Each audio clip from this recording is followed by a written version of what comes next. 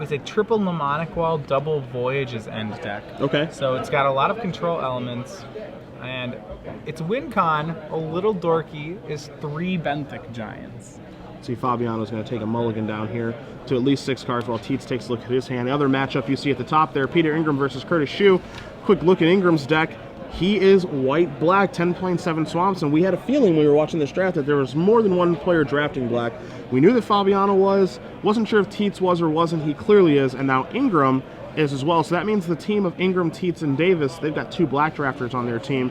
And again, 10 planes, so he is base white is Ingram, a couple of swamps out here, but 3 black drafters, and this is where the sip of hemlocks went, both of them in Ingram's deck. Yeah, now he's going to have a tough matchup against Curtis Sheu. I think Curtis probably ended up with the most coherent deck at the table. He's playing a red-white heroic deck, which actually pretty much came together. Almost all his creatures have heroic. He got 2 coordinated assaults and a battle-wise valor. On first glance, I would say his is the deck to beat at the table. Okay, so we found our heroic deck. That yeah, looks to and be I think he was the only one going for it. Gotcha. You take a look here while we have Fabiano and Tietze shuffling. You guys can kind of see in the bottom corner. We see the Smith versus Davis match we did have there for a moment as those guys were playing it out. But we see Fabiano and Tietze shuffling up. Both are taking a mulligan here, so they'll both be starting on at most 6 cards. Yeah, double. So I think the matchup between Tietze and Fabiano actually favors Fabiano. Okay. I don't think either deck particularly is going to be curving out. In Fabiano's deck, while it's really it's all over the place in what it wants to do, it has some extraordinarily powerful cards. Yeah. And if you watch this draft, he opened Agent of the Fates, Hythonia the Cruel, and Temerit the Murder King. There's not too much hard removal in Tietze's deck. I think he'll be very hard pressed to answer, say, just a Hythonia. Yeah, I think it's going to be very difficult for him to do. You take a look at removal for Tietze's deck, you're not going to find very much. He does have that Keepsake Gorgon, but other than that, he really doesn't have a lot of removal to work with. His mana's not great either. You see he's going to lead off with a swamp, as did Fabiano, so we're underway here. There's a red mana, and now there is the Deathblow Raider that we saw Fabiano pick up, and I believe pack number 3. Yeah, so you saw Fabiano. He has 1 Deathblow Raider. He also has the 2 Ordeals of Erebos. We're going to see if he can get that combo online. We see in his hand that he does have Boon of Erebos, the combat trick. Looks like he does not have an Ordeal for it, though. He's got a 3 mana spell, and it is the Hammer of Porphyros. You're going to see Tietze take a look.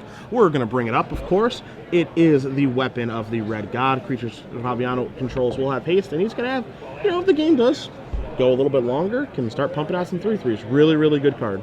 Yeah, he could do it if the game goes longer. He can also just do it immediately if he wants to get aggressive. It's difficult in his deck to make that decision because his deck needs a lot of lands in addition to wanting to be aggressive.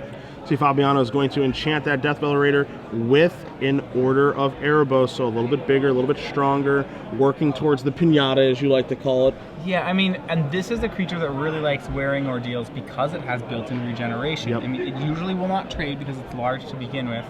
It's an ideal ordeal target.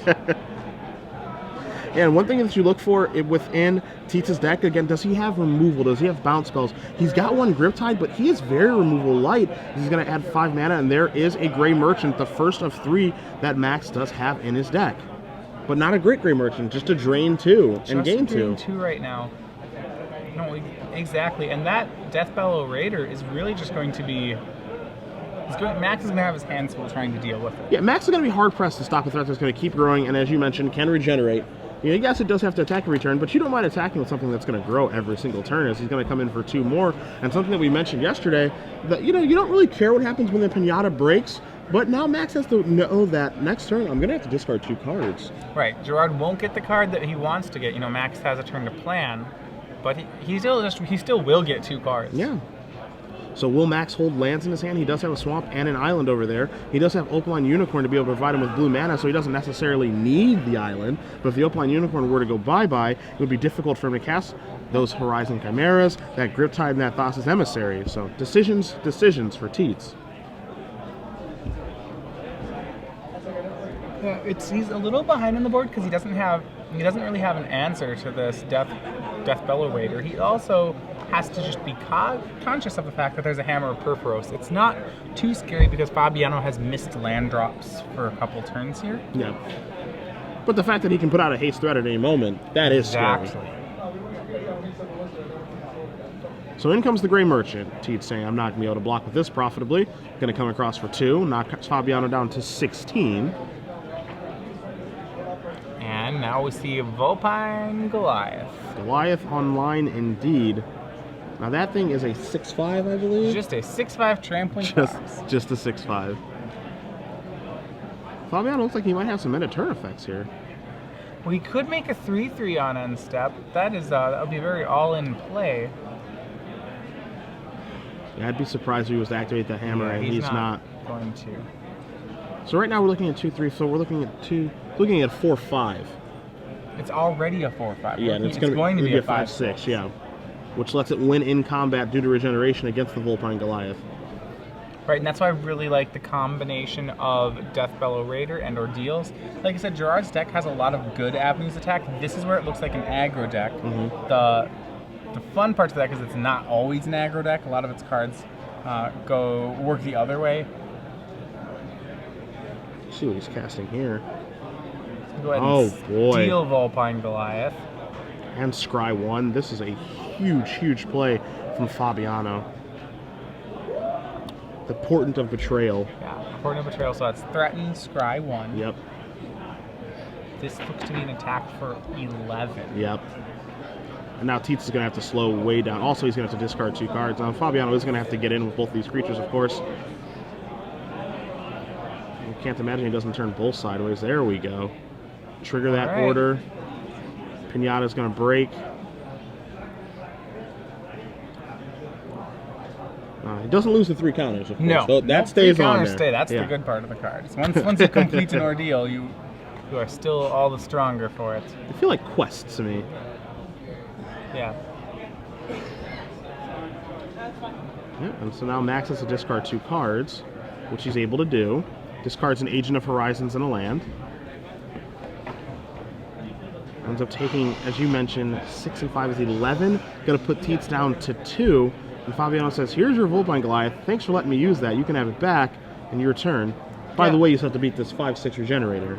Exactly. Tietze can swing back for 9, but Fabiano is at 16 at the moment. So it looks like on his upkeep is when Tietze is going to cast Horizon Chimera so that he can draw a card and gain a life. The worry for Tietze here, or for Fabiano, is that Tietze can start chump blocking and trying to counter race. Yep. But remember, that Hammer of Purphoros will come in handy if he chooses to do that. You know, now Fabiano's got to balance his resources now because he needs to start by attacking, and then if Tietze blocks with like a Vulpine Goliath, his turn will be committed to regeneration.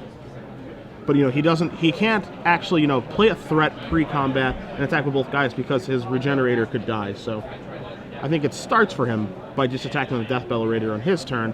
There blocks will happen. If he does block with Vulpine Goliath, then, you know, regenerate and pass the turn back. If he chump blocks, then, you know, you can play a spell post-combat. I'd be surprised if Vulpine Goliath is untapped here. I'd be surprised too. See, Max here weighing options, though.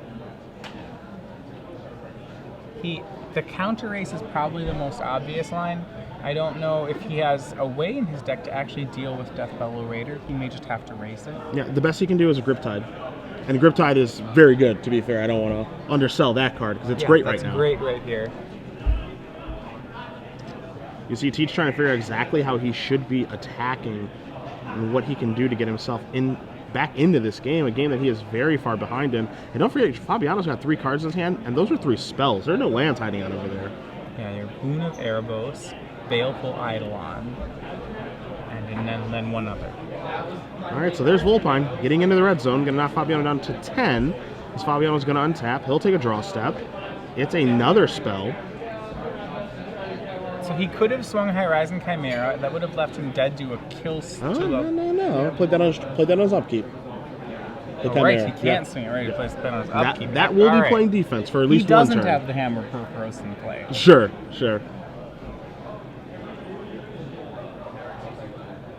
For how many keywords are on that Chimera, it wouldn't surprise me if haste was thrown on there too. Absolutely. It's a flying flash trample. Yep. With an ability.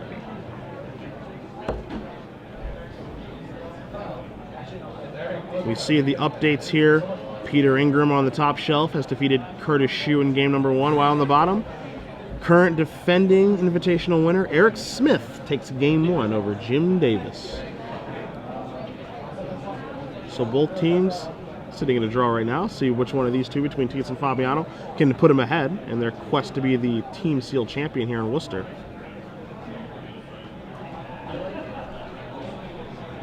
Yeah, all 3 games looking like the game 1s are happening pretty quickly here. This one's, only a turn or 2 from being done. Mm-hmm. Pretty quick format. I think I was expecting it to be slower initially. It really was, but it feels like it's a pretty quick, fast format. He has no choice, so Gerard's going to swing in with Death Bellow Raider. Well, that will certainly elicit some kind of block here. Yep. Remember, Gerard has probably about 2 attacks to win here. Yeah, that Vulpine Goliath is, it's a 6/5. That thing's no slouch. And there is going to be a chump block here from the Gray Merchant. As great of a start as Fabiano has had this game, and I think it's been a very good one, that 6/5 Vulpine Goliath has changed everything. And it's going to make it a difficult game for him because, it's not easy to block because it's a 6/5 with Trample. And he doesn't really have a great removal spell for it.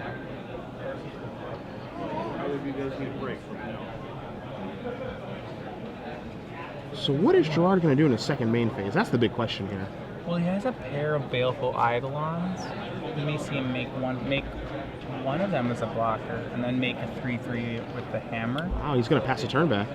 Yeah, no plays. For instance, he had Boon of Erebos. Perhaps he's thinking about hammering up a 3/3 and booning it to block. Okay. He would take 5 on that line, however. Tietze going to go up to 4, drawing a card, triggering the Horizon Chimera. Good morning, everyone, and welcome to StarCityGames.com Worcester. We've got a standard open starting up today at 10 a.m., so you have just under a half an hour to get yourself registered. We've got 4 stations open here at the main event stage. Also, make sure to stop by and see our altarists, Lindsay Burley, Jacqueline Foglia, and Shayla Schultes. Right over by the SCG Live booth. You hear Star City's own Jared Silva making announcements for our standard open. Registration is right up at the main stage. You just need $40 and your DCI number. Standard open will be covering after this. I'm expecting a lot of players, a lot of rounds, probably a 10 rounder today. Max plays around what could have been a combat trigger. He just swings Horizon Chimera. That puts Gerard to 7. Makes life total 7 and 4. He's going to hammer up here on the end step. All right. So there's your 3/3.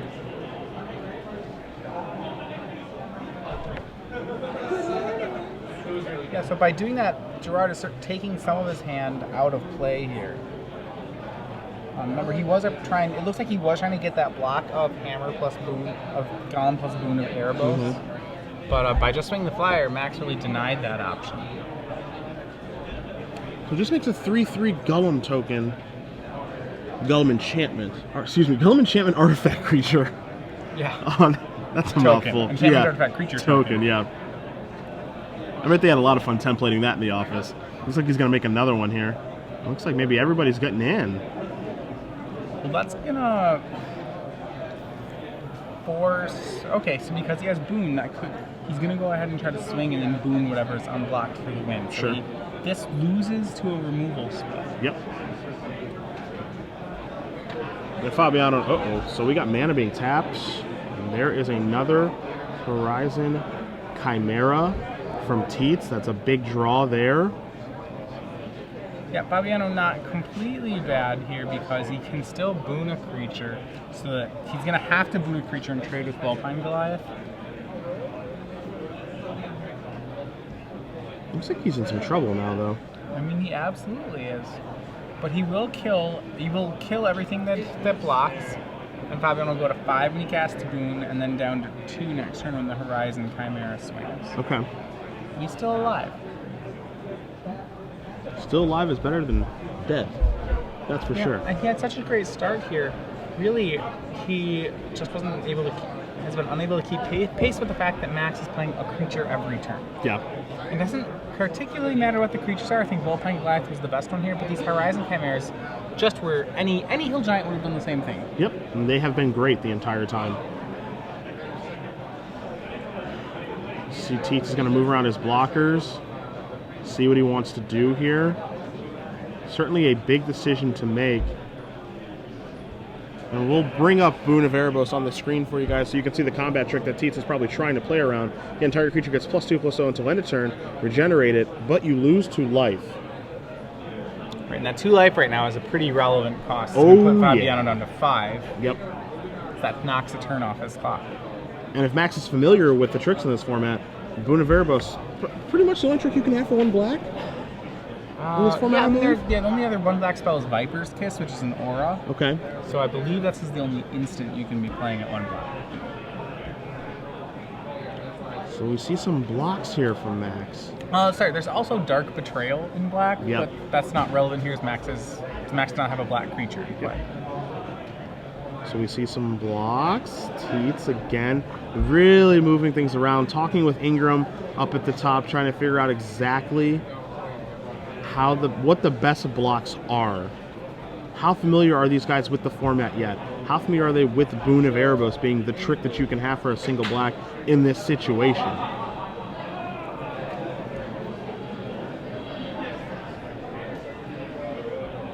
And if Tietze lets through this 1 creature, he just dies to the Boon of Erebos.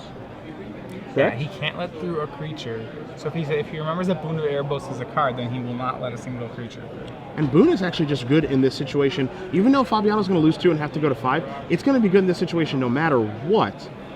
Well, it lets him eat Volpine Goliath, so he doesn't die on the swing back.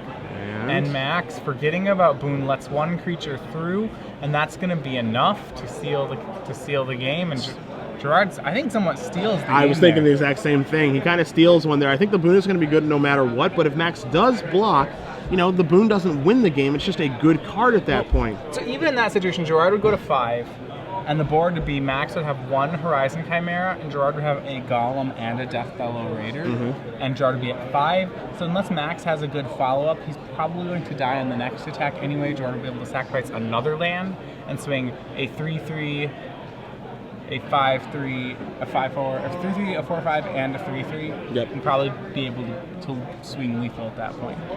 So we're going to cut into our Eric Smith versus Jim Davis match. I'll let you update the board state for us very quickly. All right, so we have Eric Smith's up a game. He is playing a blue-red deck. Right now he just has a Vaporkin, but he's in a little bit of trouble. Jim Davis is only stuck on 3 lands, but his red-green deck is having no problem with that. He's made Minotaur Skull Cleaver with Feral Invocation on it. It's 4/4 now. He's been able to drop Smith down to 10 life. Smith has only gotten Davis down to 13 thanks to a timely time defeat that was played on Ill-Tempered Cyclops. You see in Davis's hand, he has not 1 but 2 copies of Dragon Mantle hanging out. He's going to come across for forward, and we have that's a Grip Tide, and that's a really good Grip Tide right there from Smith, putting that Minotaur back on top of the deck. There is your Spearhead Oread. And I think when you play with so many cards with Bestow in the set, you start getting comfortable throwing auras on your creatures, and you forget that some auras don't have Bestow. When they don't have Bestow, cards like Griptide and Voyage's End are just fantastic. Once again, you know, you're playing auras against a blue deck. Surprise, it's something you still don't want to be doing. We see an Omen Speaker here from Smith, a little Scry 2 action, get a little bit deeper for card selection, see if he can close out this game. He is sitting at 10, so he is behind in the life total race. Yeah, he's behind, but Davis has so many dead cards. Right now, Davis is stuck on 3 lands. He knows he's going to be drawing another Minotaur Skull Cleaver next turn, and his lands are Forest Mountain. When you have a pair of cards in your hand like Dragon Mantle, those won't even be cards this game. Yeah. Like, I just can't imagine a game going late enough where Jim will actually cast it. So the Scry is going to happen. Smith is happy with what he's done. Here you see a bunch of things. 2-headed Cerberus, another Spearpoint Oread, an Anvil Rot Raptor. Not the best draw here from Jim, that's for sure.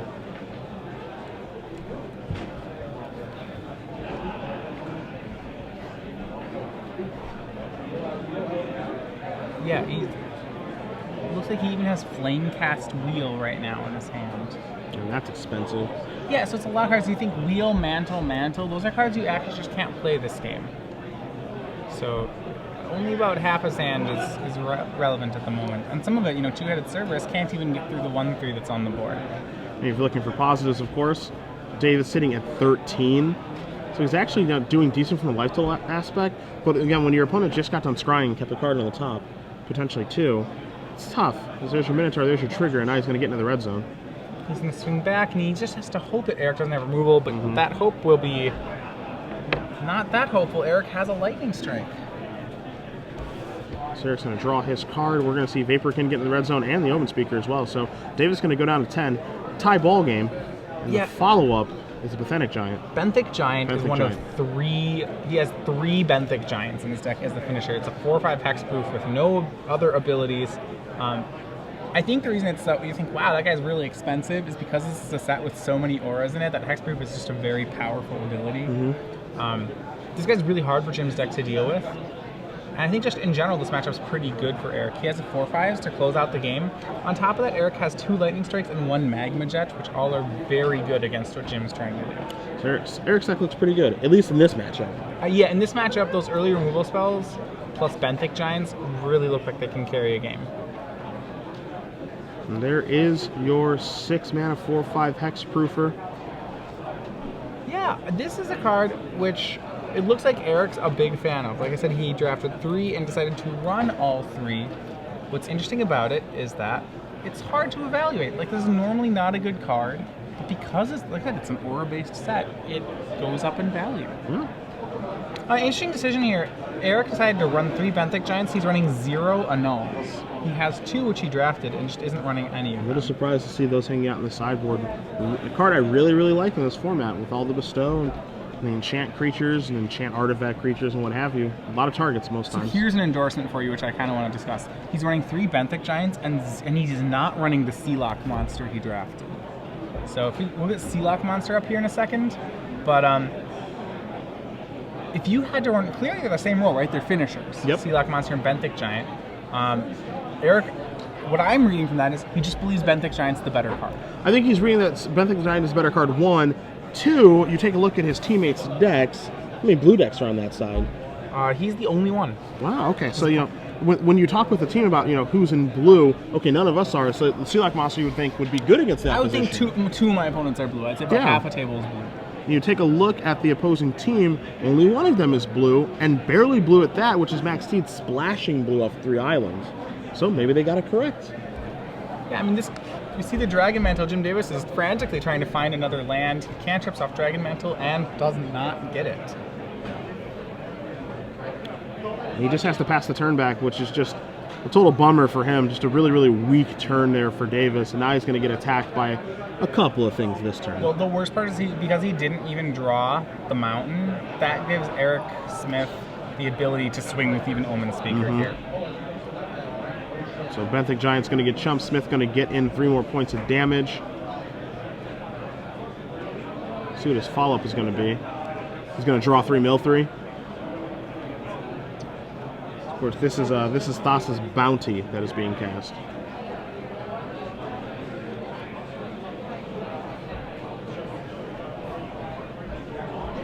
Alright, so yeah, Thassa's Bounty is just going to reload with more fuel. Jim finally gets his 4th land. Right on time. Yeah.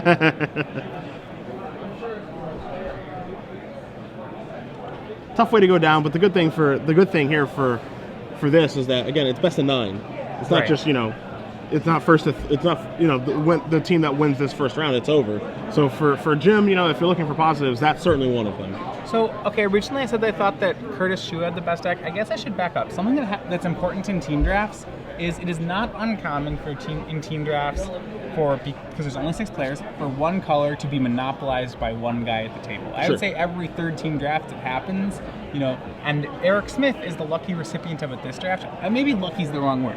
He read the color signals correctly, where he's the only real blue player in the draft. So he just had free reign on the blue cards. And that is a good spot to be, and that's why you see him happily picking up his permanents, because he does win the match 2-0 over Jim Davis. That means the team of Sheu, Fabiano, and Smith are up a match so far in this best of 9 free-for-all. looks like we're going to be cutting over to the Sheu versus Ingram game at some point here. It looks like Fabiano and Tietze look like they're resolving mulligans for game number 2, but we'll make sure we do a confirmation from our spotter about exactly what's happened so far in that match. So I want to look at a breakdown of, the anatomy of what happens in a team draft. We look at all 5 of the colors and how many people ended up in each color in a team draft. There were 2 solid white players. Okay. No one splashing white. In blue, there was about 1.5 people playing blue. Eric Smith's really the only one playing it. Max Tietze is maybe splashing it. That's about it. Blue is really a monopolized color. But then if you look at the other colors, there's a lot more contention. You have 3 players in black. You have 4 players in red. And then you have 2 players in green. So it really, red was really the fought over color, with black coming close behind. Yeah. So now we come to Curtis Sheu versus Peter Ingram. We got Ingram up a game. You see 2 white decks battling out. You see a chained to the rocks on Sheu's side. What else do we see over there, Matthias, so we can update this board state for our viewers? So there's chained to the rocks. Over on Sheu's side. We also have Anvil Rot Raptor. We have Spear Point Oriad. It looks like it's currently going on an ordeal of Perforos. They're working together. We have, on Peter's side, we have Hopeful Eidolon, and we have Setessan Battle Priest, enchanted by Night Howler. Okay. Night Howler looks to be at least one. At least one. There's the Setessan Battle Priest. And there is some permanent on the Change to the Rocks, but I'm not sure what it is. I'm not sure what Chain to the Rocks is taking care of. But we do see it's under it. So yeah, it's some creatures under it. We do see a Sip of Hemlock here, destroy creature, and we don't see the Bestow creature come into play. Right, because it was just being enchanted by Ordeal. Okay, it was an Ordeal. Sorry, I thought it was it was an Ordeal. I thought it was the. We're so used to seeing auras do something that when you see the old 2-for-1 on an aura, you're like, oh yeah, auras do that. Oh, gross. Yeah, it's like, why didn't he have something come into play? Nothing just falls off anymore. No, some of the auras are just auras. Boring. I know Ingram looks to be up pretty solid here. I'd said that I thought Sheu had the best deck at the table. It's looking like it's having a lot of trouble dealing with Ingram's black-white deck, actually. Yeah, Peter looks to be doing just fine. Again, his deck has 2 copies of God's Willing. He has a Heliod, God of the Sun, Hopeful Eidolon, which we do see in play over there. He's got a Setessan Griffin, a Traveling Philosopher, 2 copies of Wingsteed Rider. So he's got a pretty nice-looking black-white deck. 2 Sip of Hemlocks, 2 copies of Cavern Lampat as well. Yeah, it really a Century of the Underworld. His deck's lacking a little focus, but it's strong. Yeah. So Peter Ingram's is playing a good stuff kind of deck. We also have, whereas Curtis's deck is really a synergy-based deck. He has a bunch of heroic cards, and he's going for a heroic mechanic. Because of that, some of his cards are a little weaker on their own. But we do see here Hopeful Eidolon bestowed on Anvil Rot Raptor. That's going to pull Sheu back ahead in the race, as he now has a 3/2 flying first strike lifelink in the bird. And that's going to demand another answer from Ingram. Ingram's a little short on removal. He does have 2 Sip of Hemlocks, but we saw one of those being used already. He does not have other removal spells, which he's really may need against this lifelinker. It looks like he's in a world of trouble right now. But back and forth we are going to go here. Sheu's going to untap his lands. He's going to draw a card. You see the life totals here of 13-8. Yeah, well, there's lifelink on both sides. Yeah. That's the thing. These Hopeful Eidolons are making the race very silly right now. We do see one answer. Sheu has drawn a Divine Verdict. A lot of those in the draft. I think both teams have to know that, right? I mean, Fabiano got 3, which he's not running, which means everybody has saw them going around and around. Ooh, aggressive. I like it. So he's going to use the Battle-Wise Valor to pump, put 2 more damage through, and scry. Yeah, I'm not a huge fan of this because this means he cannot hold up Divine Verdict, which is something I feel that he needs to do right now. If he wants to play a race game. Nice. He's happy. You see the life total switch from 13-8 now in Sheu's favor. Yeah, he must be really feeling pressure here. He's worried about a combat trick or something from Ingram just actually knocking him to 0. Because this game is not actually about... Well, it's about racing, but it's really whoever gets the other guy's lifelinker off the table first is in a really good situation. Both P players have a 3-power lifelinker. So it's really just Peter Ingram right now, he has a the Night Howler's a 2/2. Yeah, he's just getting in for a little bit of So damage. he's basically gaining 3 each turn. And what do we have here? This looks like Chosen by Heliod. Chosen by Heliod. Ooh. And Ray of Dissolution is going to be cast in response to the Chosen by Heliod. I think it's so fascinating. People, because this is an aura set, players forget that when you cast an aura, you're opening yourself to get 2 for 1. Yep. And so they're just like, everybody's like, oh yeah, and just running auras out there. And this is, I think, the 3rd time just this round we've seen a bunch of 2 for 1s happen. Now this is a God's Willing. This time, though, the 2 for 1 is dodged. So yeah, God's Willing scries 1. Yep. And actually, this is a great interaction. He's going to get to scry 1. And then when Chosen Heliod resolves, well, it doesn't resolve. Doesn't resolve because pro white. You had to give it pro white. Yep. So still a good play by Sheu then. Yeah, I agree. I was going to say when Chosen Heliod resolves, he gets to draw the card after a scry. But unfortunately, they are both white cards. So after the dust settles there, Ingram going to gain a little bit of life. Sheu going to go down a little bit as well. Now Sheu going to come across in the air again. So remember, he kept the card on top of the scry. Yeah, each turn, Sheu is swinging 3 lifelink. Peter is swinging 6, gaining 3. So Peter is knocking 3 points off Sheu's life total every turn. But that may be put to an end here. Sheu's going to almost certainly try to Divine Verdict that Hopeful Eidolon. Yep. And now I'd say Hopeful Eidolon, kind of one of those sleeper cards of the Team Sealed for me. It's a card, I generally look at cards that are 1/1s for 1 and say, gross. I don't really want anything to do with a 1/1 for 1. I understand you put a nifty ability on it. It is still a 1/1 for 1. But that is, it's an expensive way to give your creature +1/+1 in lifelink. I think that's what Hopeful Eidolon is going to be a high percentage of the time. Well, it's interesting though. So that's what I thought it was like. Okay, it's a really dorky, expensive gift of Orzhova. I'll use, but now we see it has some second application because that 1/1 it left. So it did do that dorky thing this game, and then it left behind a 1/1, which now turned into a 3/3 Intimidate. And now it's another annoying lifelinker. Like this card is just carrying so much more weight than the 1/1s for 1 normally do. I'm really interested, see how people weigh this card in booster drafts and how high you take this card. It's certainly It can't be a high pick, can it? I don't think it can be a high pick because it's a role player and you don't want a bunch of these in your deck, obviously. And you want access to one, potentially two. Green-white probably is most in the market for it, right? Yeah. I'll play my big creature and then give it lifelink. Yep. There's an Observant Alseid. Yeah, that's Observant Alseid is going to go on to Setessan Battle Priest. Battle Priest now is a 5-power. It's angry. I think it's a really savvy play by Ingram. He did not put it on Hopeful Eidolon. That's the card you would normally expect to put that on, but I think he knows that as long as Eidolon's alive, he can't lose. Yep. So let's play for the situation where he kills Eidolon. If he kills Eidolon, I want my other guy to be as awesome as possible. And that's the situation that's occurred. Exactly that happens. Yep. So this turn, Ingram's swinging 5.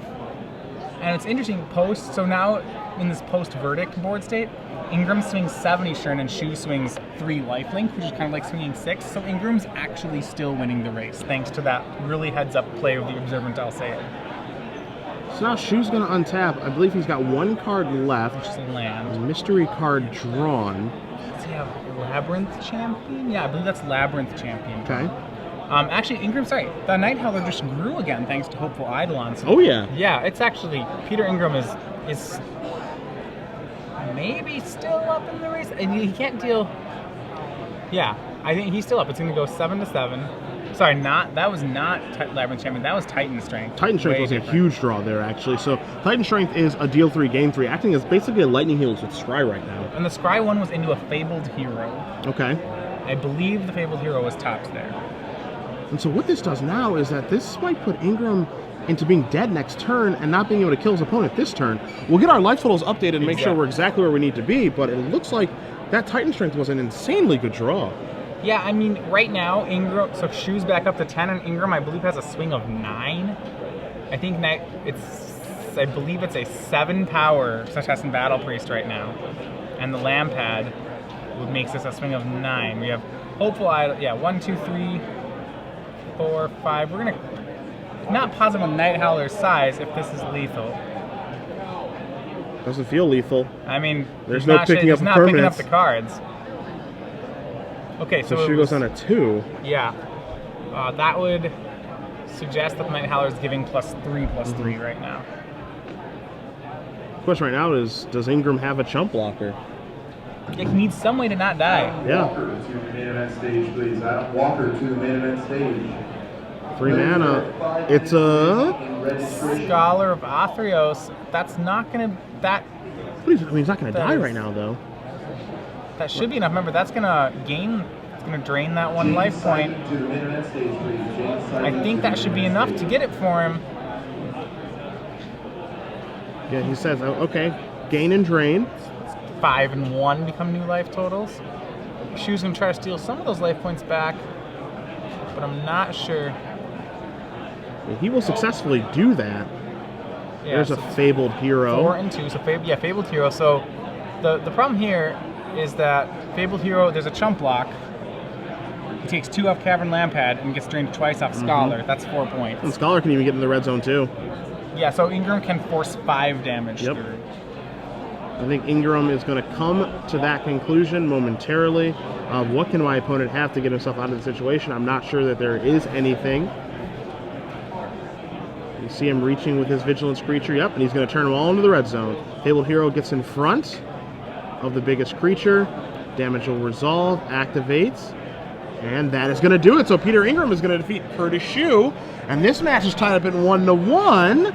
And that means we're going to go over to Tietze and Fabiano to see who's going to take the lead here. And it's possible that they're going to try to start another match right now. So now that 2 matches have finished, they have the ability to start the next round. I don't know if they do. Do they do them all? Yeah, we do them all at They're once. all batched. Yeah, so all at once. So I know when these are done in unofficial settings, what would happen is, of the 4 players who are now waiting, 2 of them would say, hey, let's start a match. Yeah. And then the other 2 guys would wait so that you could do you'd get a head start on the next round. Yeah, the difference here is that, now the 2 teammates can actually help Fabiano out, and they can play a little 3-headed giant with Tietze during the Tietze and Fabiano match. And so that's exactly what both teams are going to do, as whoever takes the lead in this first set of games, it is going to be crucial. We cut into a game state here where Fabiano has an Abhorrent Overlord in play, and he looks like he's doing absolutely great here.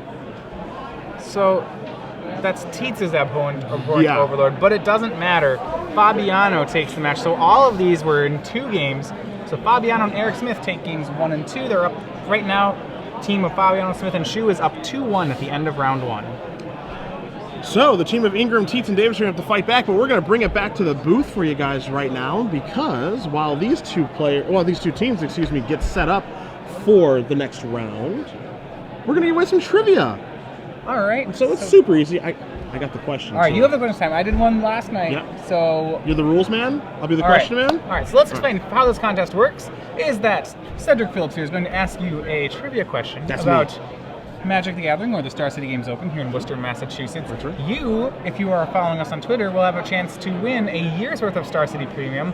But to do that, you're going to have to tweet the correct answer with the hashtag SCG Premium attached to your answer. So after that, we will, at the end of the round, once they finished, I believe, the entire finals, we will announce the winner of 1 year's worth of Star City Premium. So you will have up until the end of the entire finals to answer the question. Right. Remember, with the hashtag SCG Premium. So with that, what question are we asking them? All right, pretty easy one this morning. Star City Games Open Series here in Worcester, Massachusetts. Next weekend, I'll be doing coverage with Adrian Sullivan. But where will we be doing coverage? That is the question. Where will the Star City Games Open Series be stopping next weekend? A little hint is my hometown. Dublin. Close. Okay, no. Close. All right. Little hint, it is my hometown. So if you do know the answer to that question, hashtag your answer, hashtag SCG Premium. Again, we will announce the winner at the conclusion of our finals here of the Team Sealed Open. Again, Adrian Sullivan and I doing coverage next weekend. Where's it going to be for the Open Series? All right. Let's bring you back into the match then. I think you know. I think I know where it's going to be. I think I know where you're from. I'm not going to be there. I'm going to be in Dublin already. Must be nice.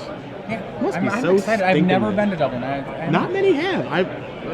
Ireland, I hear it's pretty sweet. I hear they sell excellent hats in Ireland. I hope really so. excited about I'm excited that. to see what hat you're going to buy. Every actually. Pro Tour we debut a new hat, so if you were following the Pro Tour, you're going to get to see it. All right. Yeah. Well, you can follow the Pro Tour. And if you Provides don't watch the Pro Tour, then at some point on coverage you'll probably see the new hat as well. There's a chance. So, There's a chance. I already have it picked out, but no spoilers. No spoilers. No, I don't want to give it away. He doesn't want to give it away.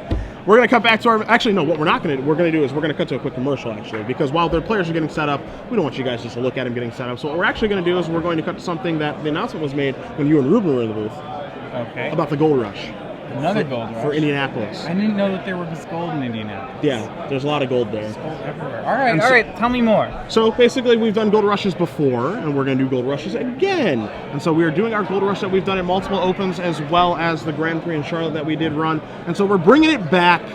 We're doing it big for the Invitational in Indianapolis. So you can check out this quick commercial for that, and then we'll come back and we will play the second round between these two teams to see if we can get ourselves a champion here this morning in Worcester, Massachusetts. Thank you for coming out. Please go ahead and open up your Gold Rush envelopes.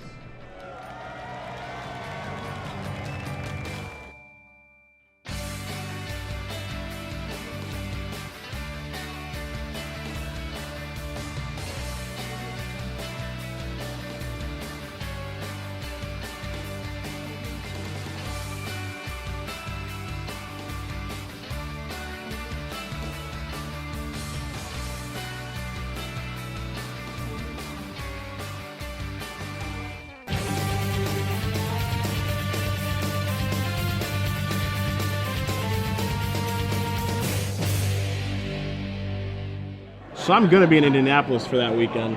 I'm going to be battling for once. I'm super excited. You'll be playing Goblins? I will be playing Goblins in Legacy. I do not want to be playing. I'm gonna meta. I'm gonna play Tivdar's Crusade. Really cool, dude. Yep. Really cool. You're going to play Tivdar Thorn, too? Which one's better against you? I know Crusade wipes your board, but actually Thorn might just be not better. telling. How about that? I'll tell you. All right, you know what? I'll just have to run them both. I'll tell you one thing that did happen. A brief story before we cut back to the match. I was streaming on Magic Online, and everyone knows that I play Goblins when I'm streaming. Did someone just show up with like Tivdar's and Tivdar's Crusade? Yes, actually. I joined a two-man queue, and someone showed up with Tivdar's. You know what the guy's doing? He's watching your stream. He's like, Cedric, click on an MTQ, click on an MTQ, and he's about to join. And he's like, bam! Yeah, this happened. Tivdar Thorn. I respect that guy so much. Foothill Guide. The Red Sphere. I'm trying to think of like the 2-mana pro red guys. There's like Firewalker. Yeah, there's like knights and stuff. Yeah, like stuff like that. How'd the match go? I won. That's really sad. I actually won. Because so first what happened is like the guy played a Foothill Guide, and I was like, that's kind of cute. Like, this guy probably just doesn't have like a lot of legacy cards on Magic Online. He just likes like his white deck. And actually he played like a core Firewalker, and I'm like, that's kind of cool. And the next time he played Tivdar of Thorn. Did you siege gang him out? Is that what happened? Yeah. Okay. Yeah, and like then he just got playing like more red cards, and I was just like, or anti-red cards, and I'm like, oh, I see what's going on here. You're getting meta, dog. Yeah, I'm being trolled in like the worst way possible. But I ended up getting out of it alive and winning the match in 3 games. Just shows you how good Goblins is. Unbeatable deck. Good. Best strategy. Come on. We have people in the finals who love Goblins, just like I do. Man, I'm trying to think of the best way to troll Goblins. I know that Patrick Sullivan's been trolled by people main decking Warmth before. Wow. Which is, that's mean. I mean, yeah, that's hard to beat if you're lava spiking them and I'm playing Warmth's main deck. You could Sabos Decree me. Okay. That'd be like really rude. What if I just like had 4 main deck engineered plagues? Also, I would not appreciate that very much. That's probably the best way. That one's like the best one. If I just like main deck all these plagues. And like ways to find them. Yeah. Enlightened Tutors, E-Plague, stuff like that. But yeah, I would appreciate it if you did not. If I stick 2 of them, can you win? No. Okay. Dead. All right. Absolutely dead. As we're going to cut to our next match, we're going to watch Max Tietze versus Eric Smith, a battle of invitational champions and goblin lovers. So that's where we're going next. We'll get those deck lists up right now. We saw Tietze lose to Fabiano. And he's still, again, he's 0-1. He's got his 8-4, 6 Swamp, 3 Island deck. Smith took down Jim Davis last round, so right now in 1-0 versus an 0-1 deck, we're going to see Smith's deck is blue-red, as we saw before. That was that Benthic Giant deck. I like Smith's deck. I do. I didn't like it originally, but now I like it. Yeah. I was wrong. I'm not in love with Tietze's deck. His deck just looks like pretty unfocused. His Gray Merchants aren't very good. His Ancient Horizons are just 3/2s that he's splashing to actually have the activation on. Voyaging Satyr, while it is a good card, he's not really accelerating in very much either. The best card in his deck is arguably his Horizon Chimeras, which if that's your best card, I don't think your deck is really all that great. Yeah, I think that Tietze's deck didn't really come together. As we see that he's playing 3 colors, and not in a by design way, in a It's more like in the 3 colors. I didn't find enough. Couldn't find the 2 colors I was supposed to be in. Way that does happen in team drafts, especially in the 6-man draft. Yep. You oftentimes just end up with kind of a brew, and not always in the best way a brew. But you do see Smith and Tietze in the middle. Fabiano, we're going to play Ingram at the top, and Jim Davis with his Mariano Rivera shirt. So Tietze is pretty savvy in this way, where when you end up, say, in a train wreck deck in a 6-man, one where you really couldn't find your colors and it's getting late in the draft, oftentimes the best strategy you're supposed to do is just to take cards that are standalone powerful. Yep. So what I mean is, like, so Deathbellow Raider is an example of a card that's powerful but not standalone powerful. Sure. One would be like Horizon Scholar is a great example of something, or Horizon Chimera. It's a 3/2 flash flyer for 4. Yep. That's a standalone powerful card. It doesn't matter what your deck's doing. If you cast it, it's good. So Tietze, I think, correctly at one point identified that he was train wrecking and just said, all right, I'm going to try to only play good cards. Yeah. And if my mana comes together, I will beat you up with good cards. Yeah.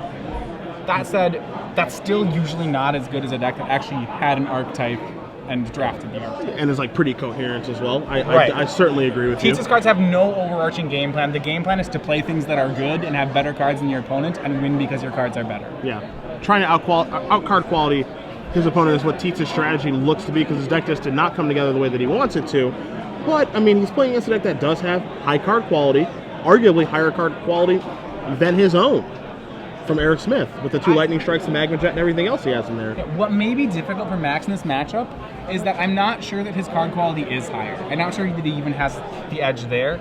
Because Smith has a board of 2 Lightning Strike, 2 Voyage End, 3 Mnemonic Wall, I'm not actually sure that if the game goes late, that this favors Tietze.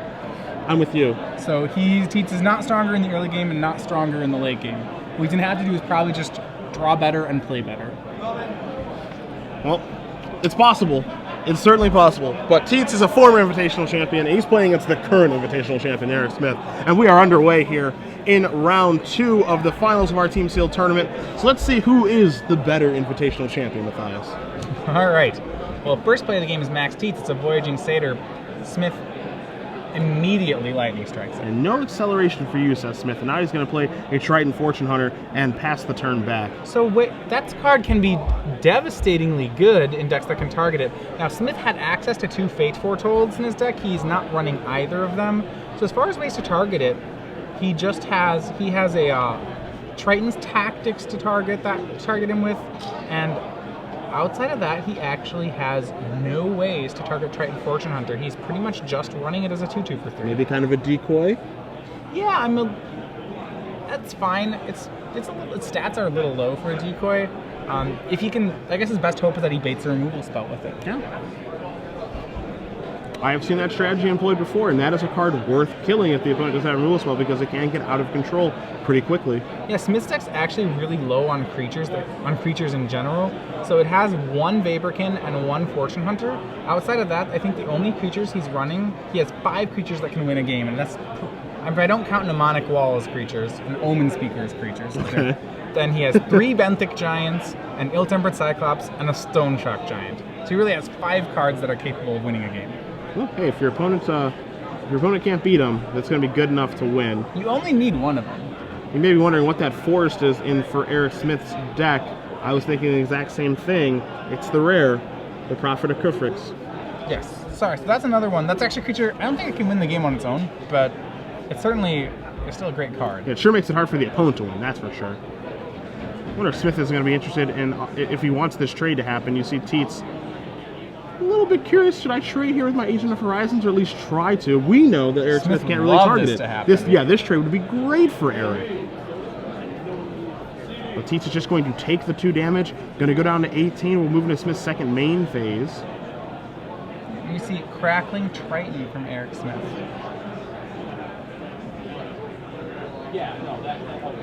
So Tietze is going to untap. You see the Triton on the screen there for you. 2 mana, 2/3. Activation is something that Smith can actually do. This is actually a way for him to win the game too, honestly. Well, it's a removal spell for sure. So Triton, there's this whole cycle of basically gold cards in the set. Triton is one of them. It's the blue-red one. It's actually it's pretty aggressively costed. I do like the card. I do too. Does he want to offer up a trade here potentially?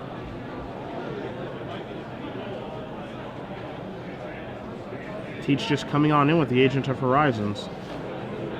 And Smith says, I will block. Do you want to trade? Absolutely.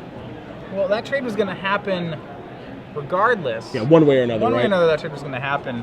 Smith's pretty happy because he didn't have to pay 3 mana for it that way.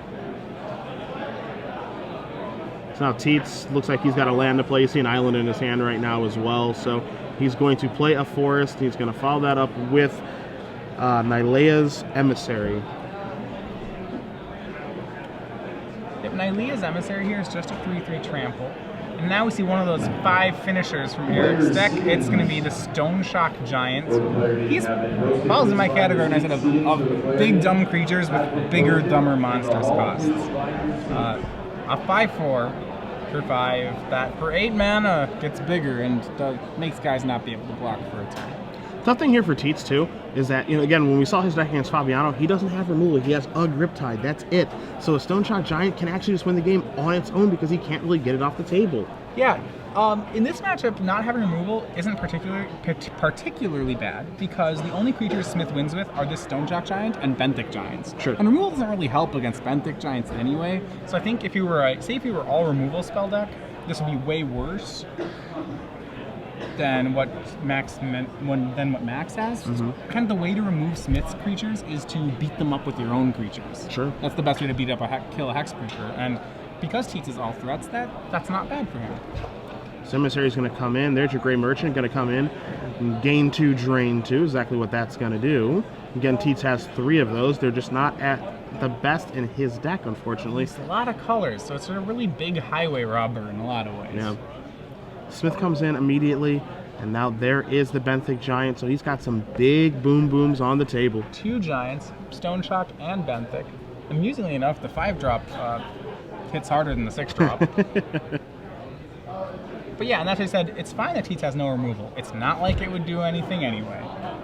It's true. But can he beat these 2 large creatures? That's the question. Yeah, he still might not be able to beat them. Yeah. That is completely true. Yeah, that's where the issue lies, is that Smith can just say, all right, attack your face. I remember there's a lot, sometimes in this format, the large creatures can be really large. I remember at the pre-release seeing a deck played where basically the unbeatable curve was Vulpine Goliath into Vulpine Goliath. Yeah. It's like, well, this is dorky, but it sure is a lot of power. You could say Goliath online. Yeah, giant into giant into giant, regardless of how good the stats are, can be really hard to deal with. I like the mana base right now by Max, by the way. A little bit of this, a little bit of that. Yeah, just 2/2/2. That's all you need. It's perfect. You can probably play all your spells now. I would hope he could play all his spells if he has green, green, black, black, blue, blue. If he had Arbor Colossus, he couldn't play it, but he doesn't. So it's fine. He can play everything. I'm trying to think of cards with triple mana symbols. That's about maybe the only one. Now I'm sure it's not, but that's the only one I can come up with. That's the only one I can think of off the top of my head as well right now. Someone on Twitter is going to tell me I'm wrong, and then yeah, it's going to happen. But so what is Tietze going to come with this turn? Because I think he's in some serious trouble right now. You see life totals are 15 to 15, but he's behind on the board, and you know those giants are going to come crashing in next turn. And that is an excellent answer. Yeah. Keepsake Gorgon. If he gets to monstrous that, he actually just fine. He kills Stone Shock Giant. Keepsake Gorgon's amazing on this board, actually. It's not bad. He can kill not both bad. giants. Yeah. And then the next giant. Once it becomes a 3/6, he can kill even the next one. Really, really good card is the Keepsake Gorgon. One of my favorite uncommons in this set. Yeah, we saw a difficult pick for Gerard Fabiano. He's playing black-red. He could have second picked this or second picked a Lightning Strike. He went with Lightning Strike in pretty short order, but that allowed Max to get a third pick Keepsake Gorgon, which is pretty relevant right now. So there's Voyage's End. Bounce Spell, Scry 1. The card I've been most impressed with this weekend from the common slot is this one. Incredibly efficient, scrying is really good, and now into the red zone, the creatures are going to go. The swing of Triton Fortune Hunter really shows a lot of aggression on Smith's part. Yep. It really suggests that he doesn't have a way to deal with the Gorgon, so his best plan is to try to get as much damage in right now and try to swing past it next turn. And I like this swing too a lot because in order for Tietze to be able to kill one of the giants, he has to double block. And so this means that he can get 2 points of damage through with the Triton Fortune Hunter. So see here, you see the double block. So this means that Smith did not miss out on 2 points of damage. Really, really good attack there. First of all, Now the question is there another removal spell for Smith? You know, if there's another Voyage's End. Oh, he's cardless. Okay, so Yeah, there's no Voyage's End cards. was the This is last a- card. this Yeah. is a safe we got block. this standard event, so if you have your legacy deck list in front of you, it's not going to work out so well this weekend. We do invite you to join That us was on our next trip that up swing here. is aggressive in the sense that if Smith's next draw is a land, he just lost the chance to monstrous the Stone Shock Giant. But he knew the top part of his deck because of the scry. So he knows that it's a Voyage's End number 2. Yep. Oh my. Scry, bottoms up, into the red zone again. Just Benthic Giant maxes at 9. I'm not sure Smith has got him low enough. Yeah, no, this is very, very aggressive play with those bounce spells because now the keepsake Gorgon is going to come into play and it's still going to be good. Yeah, it's going to dominate the board. Smith is really, if he was only 5 damage short, I'd like it, but he's 9 damage short. Wonderful brew that you have come up with. For the Pretty aggressive line of play. You see Tietze is going to chump block with the Gray Merchant. He's going to keep his life total at 9. So Benthic Giant is the best creature on the board right now, but you see Tietze tapping his mana. He's ready with the Gorgon yet again. I'm not sure I like this line. I think it's possible that Smith could have built a line around Stone Shock Giant and Voyage's End, where he just uses the Voyage's Ends to protect and rebuy his Stone Shock Giant and get 2 swings through.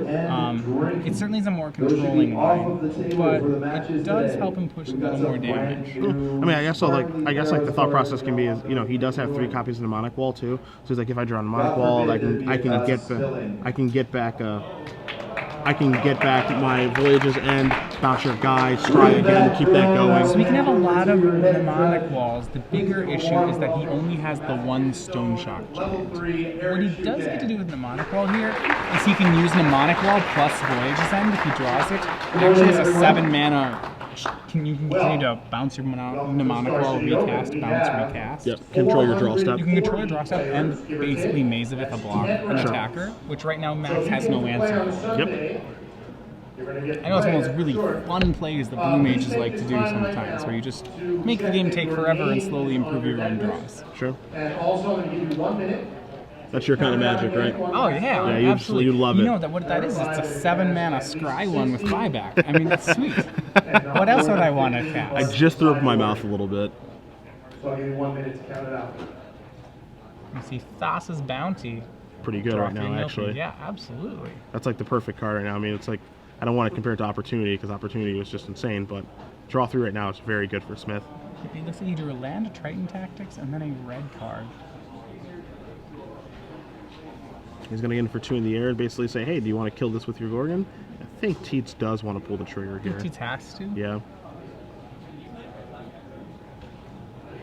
That's what happened. Vaporkin is going to go down here. The Gorgon is now a 3/6. Okay, right before the judges collect the deck lists, I'd like to Passes ask the turn back is what if Smith anyone does. has So an empty Tietze is sheet going to across untap. from He's him. going to draw a card. Doesn't look like he's drawn anything really good over the past couple of turns. I believe he has an Ill-Tempered Cyclops. This is red card.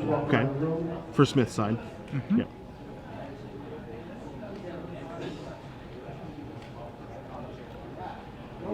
Tietze reaching. Looks like he's trying to get into the red zone here. Gonna come in with the Gorgon, huh? Well, he must have drawn something to make this attack make sense. Yeah. So it says, all right, I'm gonna go down to 12. Smith is probably eyeing that Benthic Giant saying, all right, buddy, we're gonna go in the red zone next turn. Or are we? 5 mana. While the judges are collecting the deck Gray Merchant number 2. Alright, so that drains for 4. Mm-hmm. These cards really cannot be understated of how good they've been. So either is that. Actually, that's a Magma Jet. Okay. So he's looking. I think we're really just looking for a mnemonic wall here. Yeah, that's what it feels like to me too.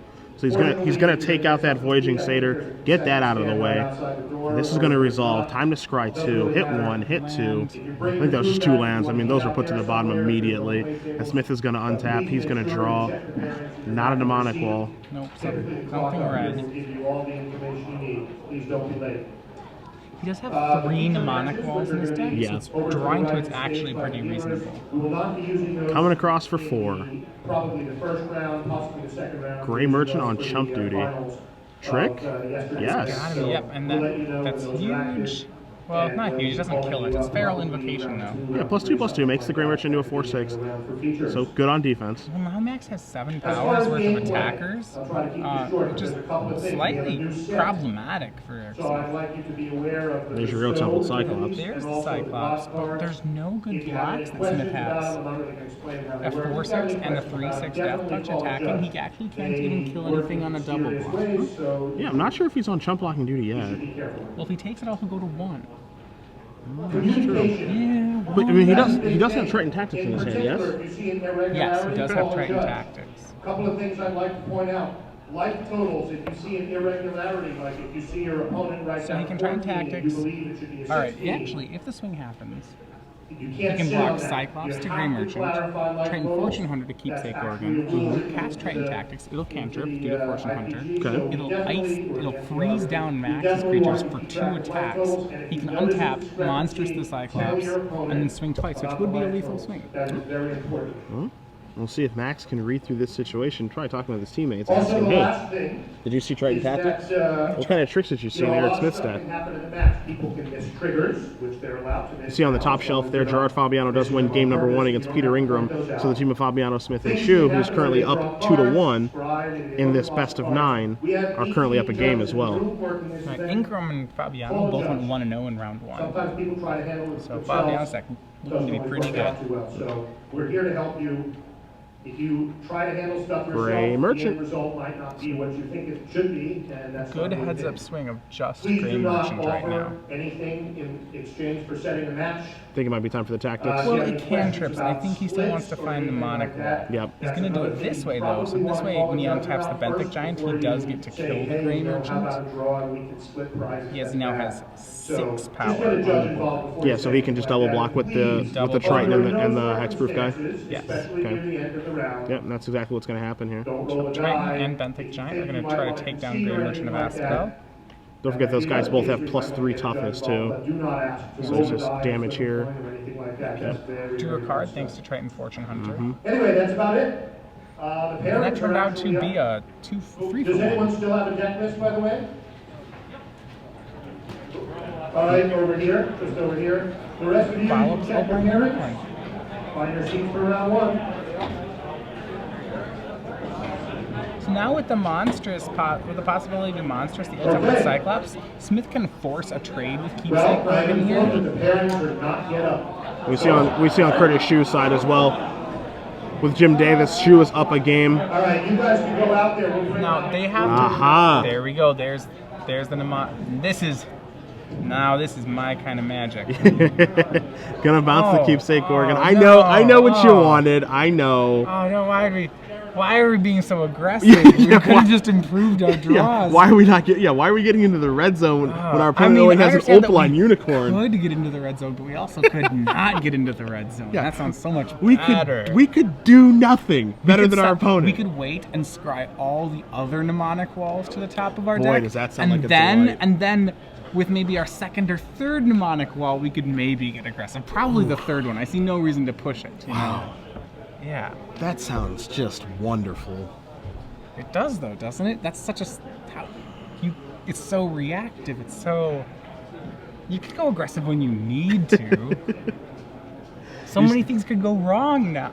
You see Tietze takes all the damage. He's going to go down to 4. He's tapping his mana here, so he's going to go with the Gorgon yet again, but he does not have the necessary mana to play and activate the Gorgon, so it's just going to be a 2/5 that's on blocking duty here. Yeah, it takes 12 to play and go nuts with it. And that's a lot. See, Smith quickly draws his card, so he can 8 life. 8 to 4 are the life totals here, and let's see how he wants to attack. Red zone it is for everybody.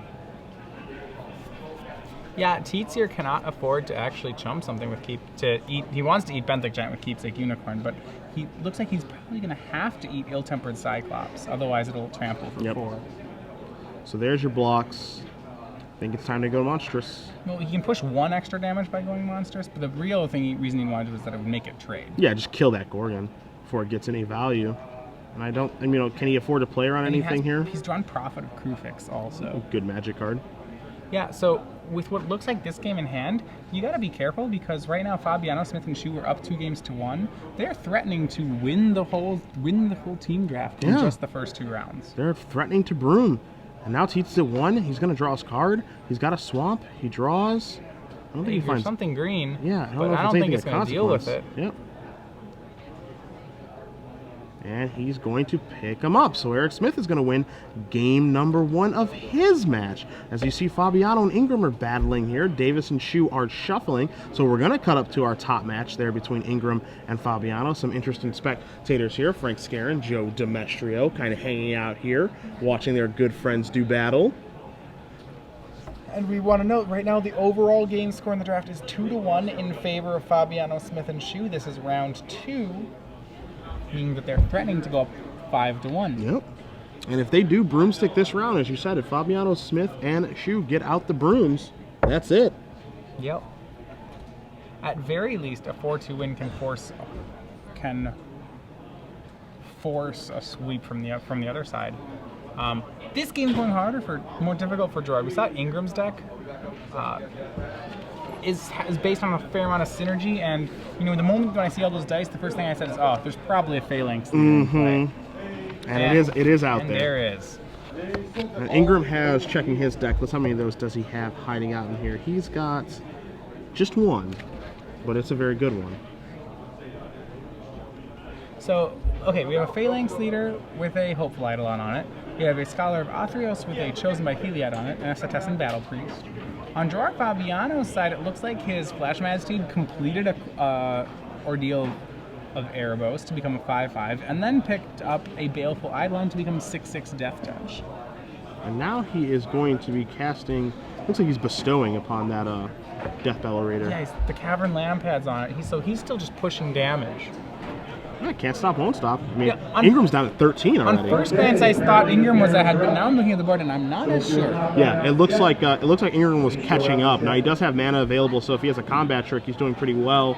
But it looks like he's the one behind the 8 ball right now. As you do see, Cavern Lampad, the bestow cost was 6, so +2/+2 and Intimidate means that Death Bellow Raider is coming through. Yeah, if he takes all this damage, Ingram goes to 3, and then that Death Bellow Minotaur becomes lethal next turn. So we may actually start seeing some chump blocks on Fleshmad Steed. He ding. And you made fun of the steed. You made fun of the It's steed. still just a 2/2. I like the ordeals. The ordeals are cool. It went on a nice ordeal.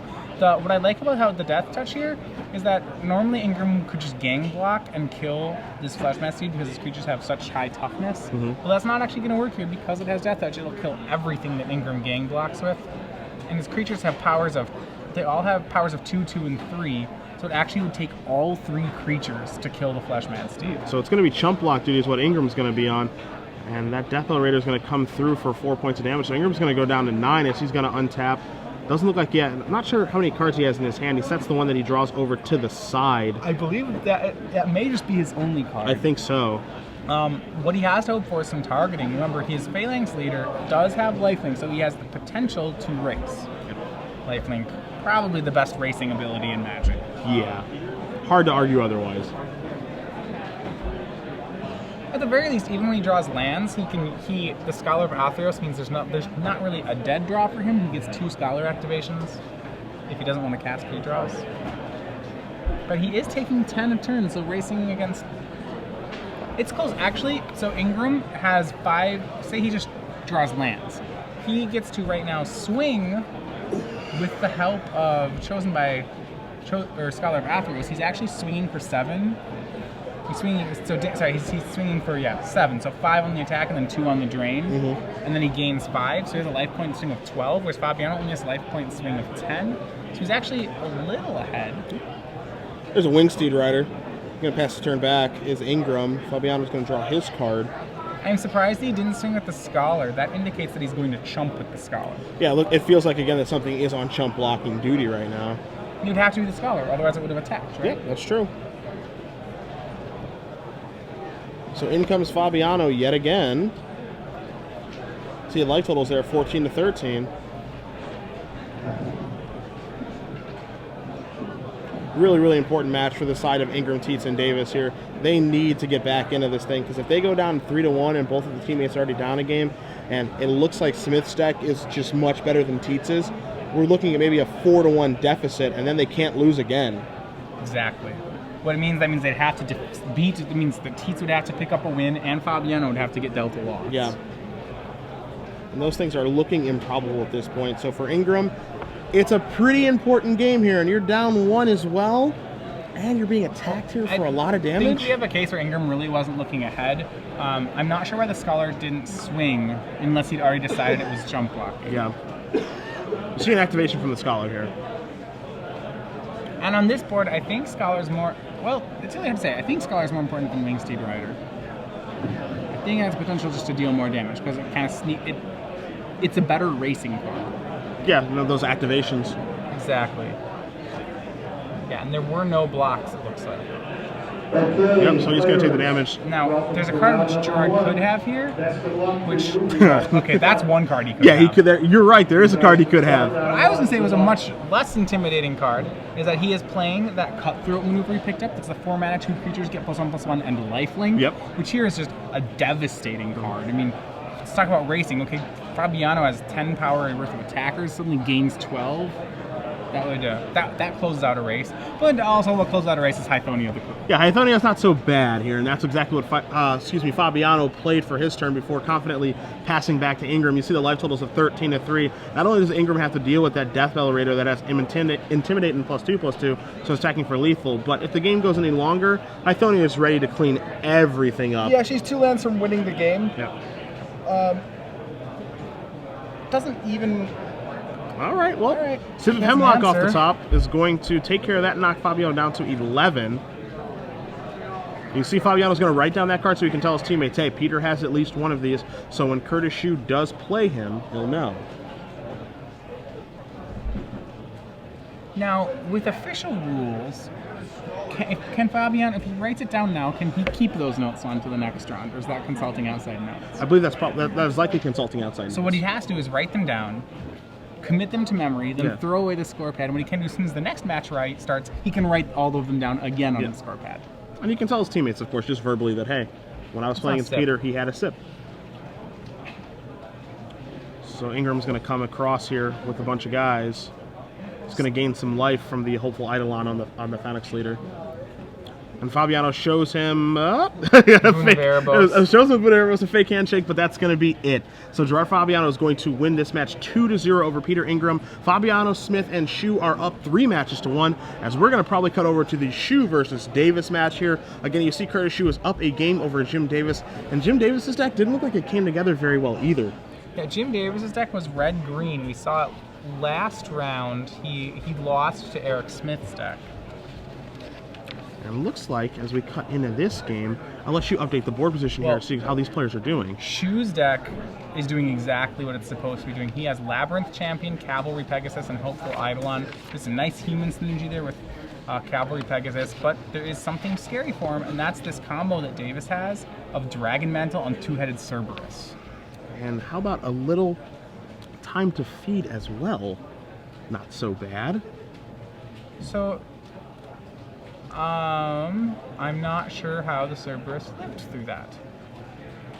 Well, something that probably happened pre-combat before we cut into the match. He must have gotten pumped. Yeah. In some way. Oh, I think that's Titan Strength in the yard. So I think it was Titan Strength this turn. That's just a huge... That combo there of Cerberus and Dragon Mantle is a huge amount of damage. You see Sheu's at 7 life right now, too. He's pretty undaunted by it, though.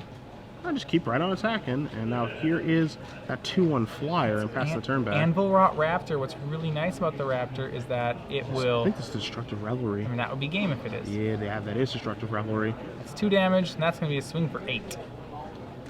Yeah, yep, that's going to kill that, and Sheu's going to pick up the rest of his permanents. So Davis is able to tie things up as we cut into that match very briefly. And now we're going to move over to Tietze and Smith, as Davis and Sheu will be shuffling up for a third and final game. You see Davis consulting his sideboard. So back to the invitational winning grudge match. All right. Eric won the first game. We saw both players playing blue decks. Well, Smith is basically the only blue drafter at the table. Yeah. Tietze dipped into blue for just a few cards.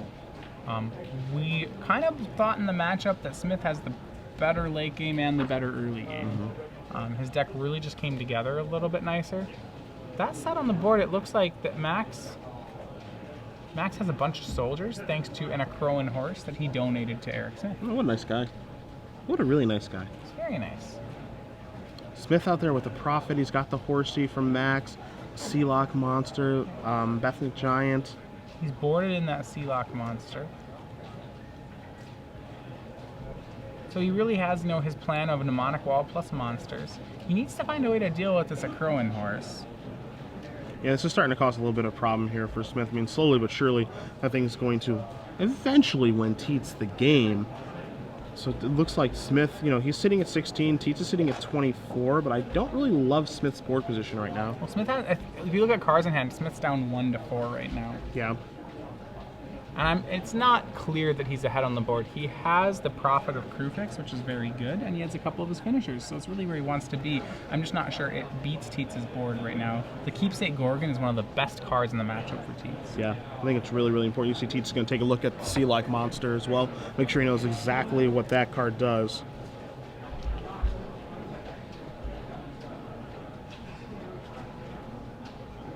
I like the Crowan Horse. It's an interesting card. There are a lot of, it just keeps a lot of soldiers hiding inside it. Yeah, it's a very, very interesting card. It seems like it's a pretty good one. It's slow, but if the game goes on like this, and I think this is exactly how Max wants the games to go, then it's going to end up winning him the game. Well, there is the danger, Smith can always get something like Mnemonic Wall, Voyages End going. He has the ability to dig, he can dig through decks better. That's definitely true.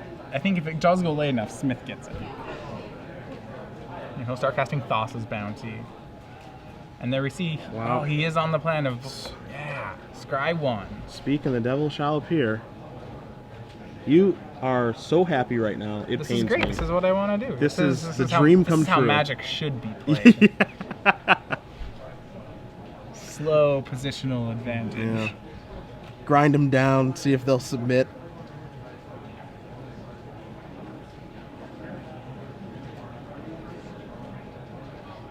So let's see. You see Fabiano helping out Smith a little bit here. They're trying to craft a game plan to get out of this situation because Tietze's situation right now is pretty good. So did he? I'm not sure. He cast the Voyages End. I'm not sure how Mnemonic Wall is still in play. He cast it and he played it and recast it because he has Prophet in play. Oh, he can do it on end step. Oh, this is I know. awesome. Now you're just. Oh man. Yep, I know. I haven't gotten to do that yet. I know, man. I know. Wow. Some people just have everything. Yep. This is great. So you can do it twice. Wow. Really good. Really good, right? Wow. All you right. might as well just demonic every turn. I mean, that's basically what you're doing. You're just doing it a little slowly.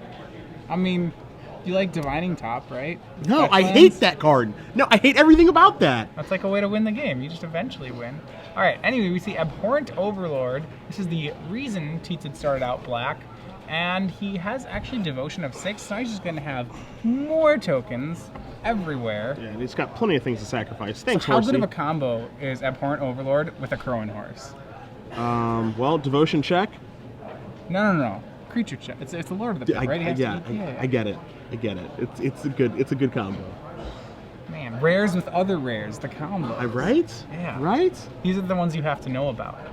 And Eric Smith's combo that you have fallen in love with, I don't think is going to be good enough of the combo. That'll be good enough. Cast Abhorrent Overlord. They're about the same in power level. Okay. All right. Well, we'll see who wins. As long as there are answers in Smith's deck to Abhorrent Overlord, I'm sure he'll find them. Well, I hope for Smith's case that there are, but that's a 6/6 flyer. Yeah, I'm not sure there are either. If there are no answers in his deck to this, then that's a problem. I don't see any. That's all right. So would you found an issue. I was going to say, would you deem this a problem then? Okay, no. Griptide plus Thassa's Bounty. There you go. Did it. Found blue the answer. With blue. Yep. Smith's going to draw a card here. He has the Traveler's Amulet. I think that's the only. I think Griptide plus Thassa's Bounty is the only thing he can do. I see what he's done now, though. He searched for a second green mana immediately because he has a bow. He boarded in his bow of He melee. can gain a lot of life. Yeah. But the problem is that normally you can just outlast an Abhorrent Overlord, but thanks to a Crowan horse, that's not actually a thing. Yeah. It's just gonna keep finding more things to eat. And so a lot of his removal are things like Voyages End, which I really don't want to cast on Abhorrent Overlord. I don't really want to let Tietze recast it. He doesn't have counter spells, so it's actually interesting in this format. They're really the only two counter spells are Dissolve, which is good but uncommon, and Stymied Hopes, which is really not good. What you're looking for is bad and common. Bad and common, because the Yeah. other common's a null, but it's kind of a counterspell. It's a Yeah. counterspell for some things, but the idea, normally in formats you have the dorky 4 or 5 mana counterspell that you can play, like the Lost in the Mist of the format. Sure. And there actually isn't one of those in this format. I like those 5 mana counter spells a lot too, actually. Just like, it's like, there's always the 3 mana cancel, and then there's the 4 mana cancel, do something, counterspell plus something else that doesn't really matter. Yeah, and then there's always like the 5 mana one that does something like Fall the Gavel. Yeah, Yeah. that does something big. Yeah, Yeah.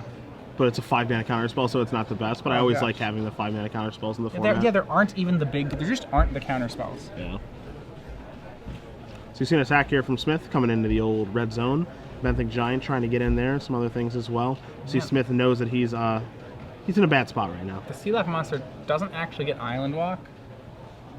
So- Yeah, that's the bad part about the monster. The cool part, this is so cool. So Bow of Nylea, I guess he can only tap it once, but he immediately has the green mana to use it.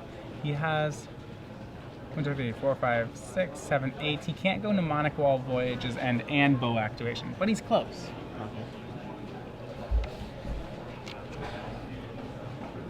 People wondering, some people might be wondering how he's untapping all this permanent. So we're going to profit up on the screen again for you guys because, this lets him to, again, untap all creatures in land. So you said it doesn't let him untap the bow, and that's exactly the reason why. So he only gets one use of the bow. He gets to use everything else, though. Oh man, Abhorrent Overlord just got beefier. Now it's a 9/9 that draws a card when it hits. It needed to get a little bit better, I think. Well, Smith can Voyages End the Overlord. That's not really something you want to do. Yeah, not ideal. Yeah, it in turns this out situation. Abhorrent Overlord is very difficult for Smith to deal with. I just don't think he has the kill spell in his deck for it. Yeah, and it doesn't surprise me that a blue-green-red deck can't deal with that black creature, honestly. You see Bo's going to gain some life here. Draw a card, will Eric Smith. And... not just yet. Thought he might pick up the rest. But I think we're on our way to a third. I think we're on our way to a third game here. I would agree. And if you look at the board for Eric Smith, things don't get better out of the board. He just doesn't have an answer to Abhorrent I Overlord. think he needs to hope that Max doesn't draw it, or get a game over with before he does draw it. But the way that Smith's deck is constructed, it promotes going to a longer game. So he can't close out games quickly. He's winning games with those giants for the most part, and abusing Mnemonic Wall and Voyager's End. He may need to board in a null for this Akroan horse. The horse is actually a pretty big problem because all of Smith's finishers It's on the ground. are on the ground. What he can try to do here is get a Stone Shock Giant and Monster Sit and swing for the whole life total, but I don't think he's going to be able to assemble that in time. And it's certainly not this game. Even though he drew a red card and he's really holding on to that. You see a Sea-like monster going to get blocked.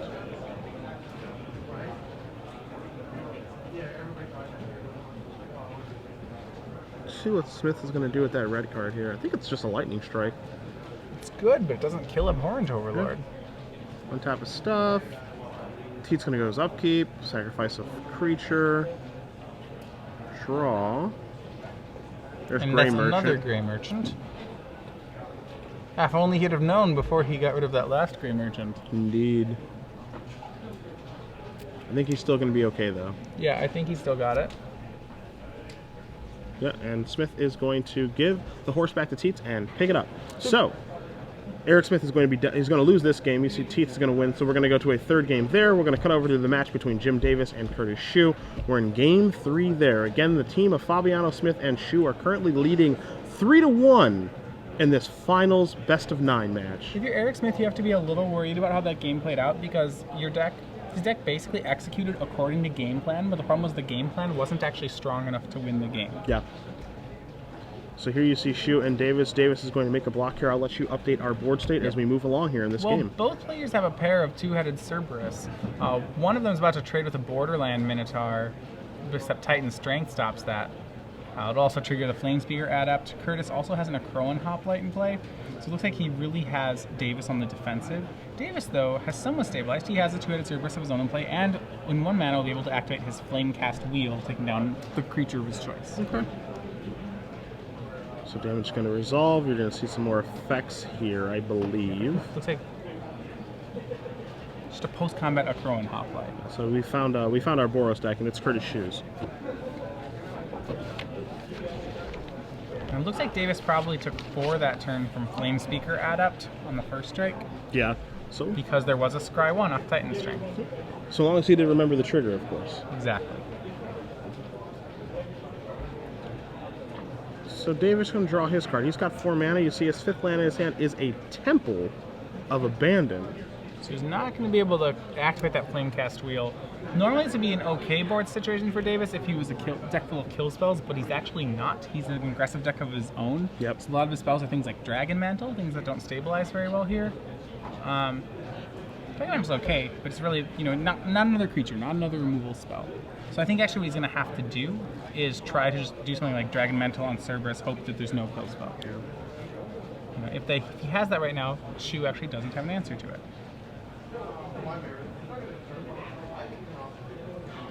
So there's your Temple. Time to scry 1. Yeah, and because he has that cantrip in hand, he has the potential to draw the card he scries into. And see Sheu just waiting patiently to get back to his turn to untap and just start attacking again. You see Temple of Abandon there, the red-green dual land cycle that we're being given here in Theros. We're gonna probably see a lot of those in our standard portion. I think we'll see a fair amount of them. It really depends on which colors they are. Not every color combination can afford to come into play tapped land, but certainly duels are duels, and these are duels. Yeah.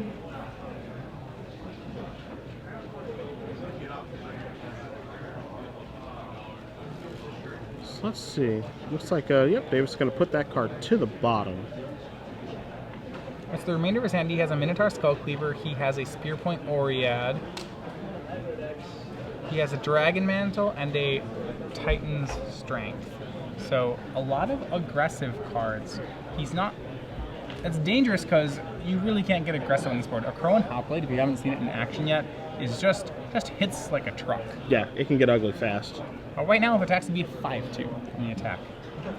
Well, here's a first striker in Spearpoint Oread.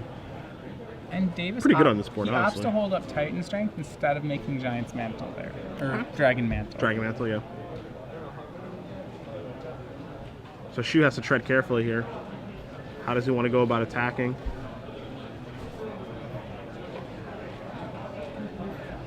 Again, Yeah, Davis does have 1 Titan Strength in his deck, and we do believe it is in his hand right now. Yep. So remember, so what Davis has, he has a pretty good defensive board right now in that he has a lot of First Strike.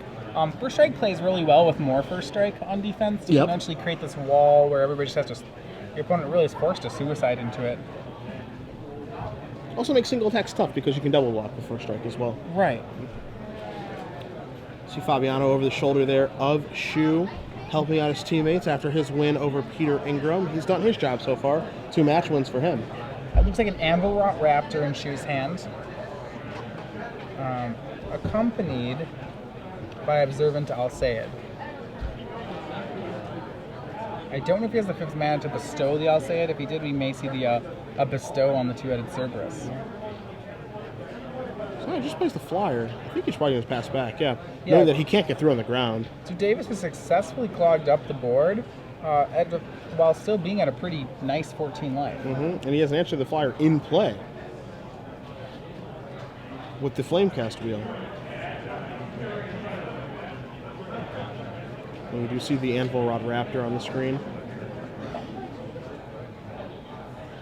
Yeah, I don't know if he's going to use the wheel on the Raptor. The Raptor's a pretty mediocre card. You hate the Raptor. It's a 2-1 Admit it. for 4. You hate Yes, the Raptor.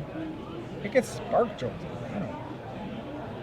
It gets spark jolted. You can blow it up with disenchants. How'd you feel about Millennial Gargoyle? You had to play him sometime, but you really weren't happy about it. Alright. I didn't like that card either, I'm not going to lie. But I feel like you're a little harsh to the Anvil Rot Raptor. Goblin Piker for 4. Hey, he's okay. Goblin Piker wishes it had First Strike. It dreams of having First Strike. Riot Piker had First Strike. Yeah, that card was he was a little aggressive though. He made bad attacks. He was out of control. So Davis, deep in the tank, trying to figure out exactly what to do here this turn. See Ingram over the shoulder showing Davis's hand. teaming up. Two heads are better than one. At least we're led to believe it. It can be dangerous, though. It can be. That's the part of Team Seal that I think is really interesting. You know, the helping component is really, really good, the fact that you can do it, but it can backfire if you're not on the same page and you don't trust your teammates. Yeah, it depends on who you are. You know, some players play better with someone in their ear, and some players play worse with someone in their ear, and you have to be aware of which kind of player your teammate is. Looks like Davis has come to a conclusion for what he wants to do in his first main phase. Can't imagine that he'll be attacking, but I've been wrong before and will be wrong again.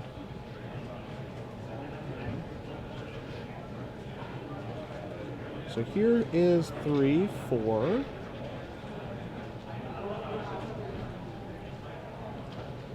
Slides his creature and that flame castle out of the way, and what's going to join the battlefield? It's going to be Staunch-Hearted Warrior. That was his draw for the turn. Remember, he still does have that Titan strength to go with it. Anything that targets is really good with it. He's going to pass the turn back to Sheu. So Sheu's going to quickly untap. He's going to draw his card. You can tell he's ready to get into the red zone if given the opportunity. But I think he can feel that the longer this game goes on, the worse life gets for him. Yep. He now has enough mana to bestow that Observant Alseid. The question is whether he's going to go for the two-headed Cerberus or just go for the Anvil Rot Raptor. Raptor's not really a very exciting choice because it still gets hit by Flamecast Reel. Mm-hmm. So, you called it. He's going to go for the Double Striker. That may or may not work. Now it could still trade with both the Cerberus and the Spear Point Oread if Jim double blocks. He could also just trade it with the Staunch-Hearted Warrior and the Titan Strength. Yep. All right, so into the red zone we go with the Cerberus and the Raptor. The best card in the set, the Raptor. Yeah, that's a really good. That's a really good name for it. So we have actually two ways to target Staunch-Hearted Warrior right now. Okay. He has Dragon's Mantle in hand and the Titan's Strength in hand, which means that guy can get very large. It could become at least a 6/6 just due to counters. Yeah, I mean, this card could win the game on its own. That's what it looks like. Because of that, I think Davis maybe find it acceptable to trade all these double strikers, to trade all his first strike with the first strike, and to trade the Cerberus and Oread for the Cerberus. Sure. She's going to consult Ingram yet again. Ask Peter, what do you think? What should I do?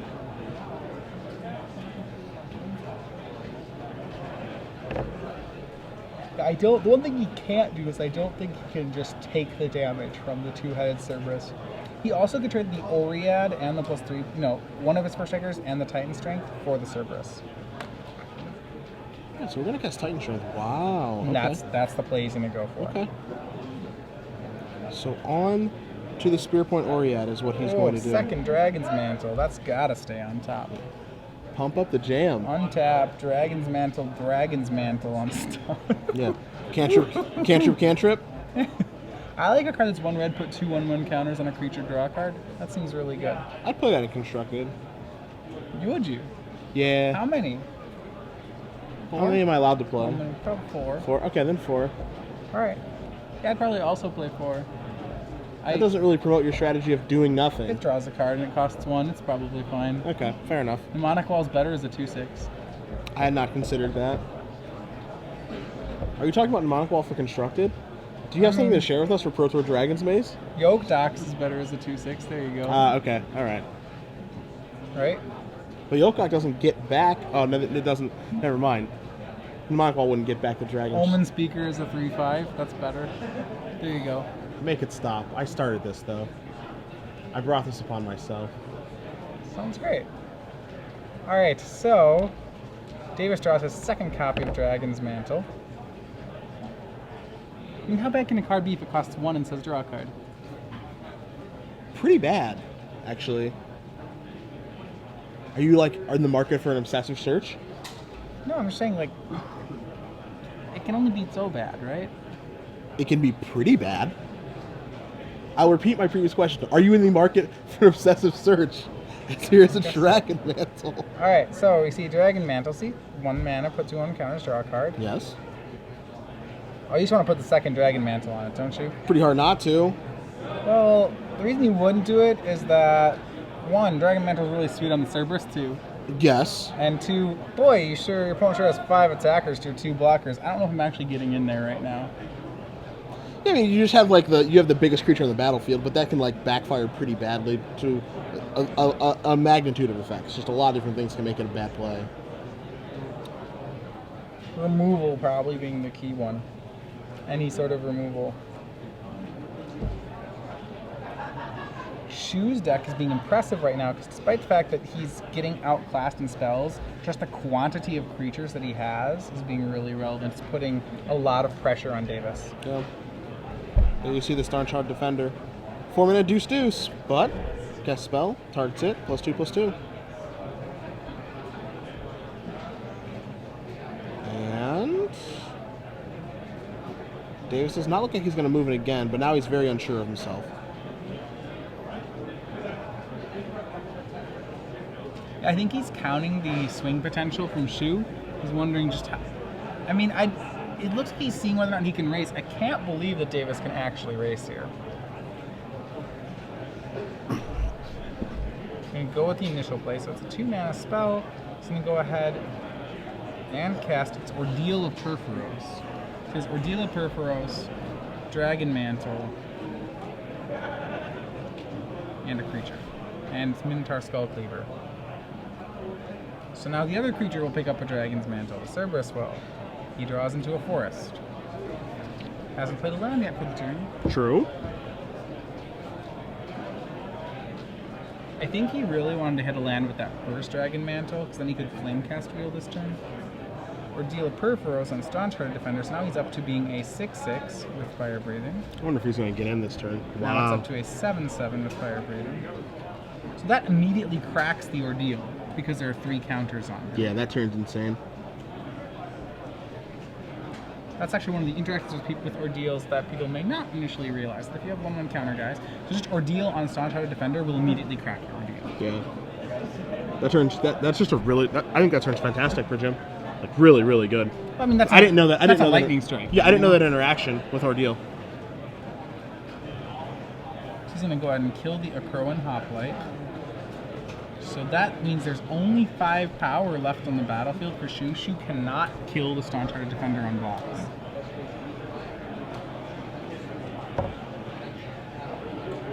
Yeah, it's a very short Ordeal.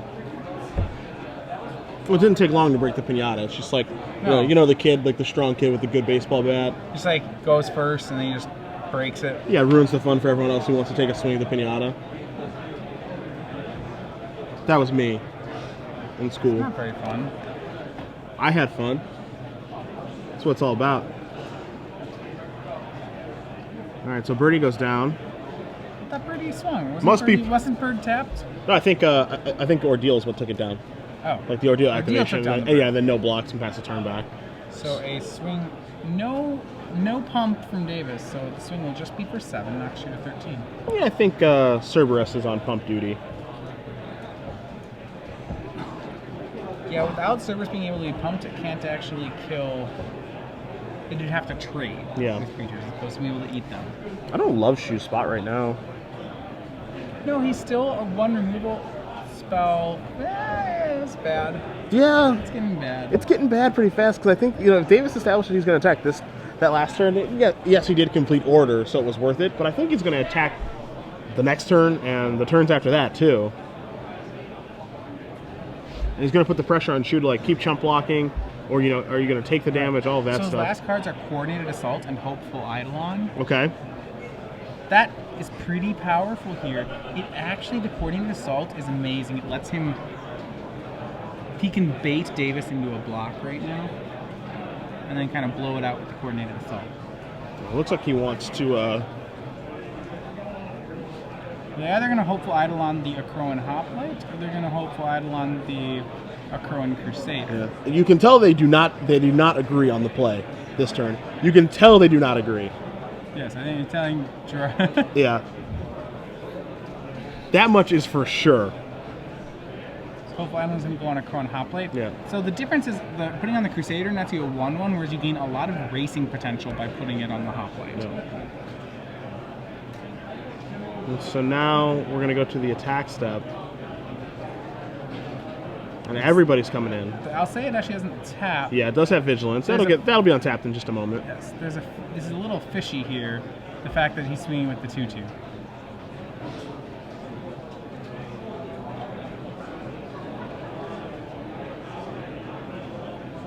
Yeah, I'm just note that. Yeah, I'll say it is not tapped. It Yeah, has vigilance. and that'll be untapped in just a moment. We'll get our spotter on it down there. Make sure our board stays clear. And there we go. Vigilance is good to go. Thank you, Jim.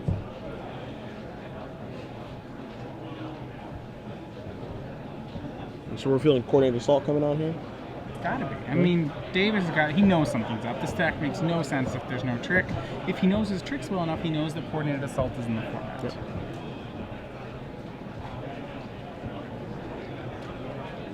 So a Crowan Hoplite right now started the turn as a 2/3, got +4/+0, so it's now a 6/3.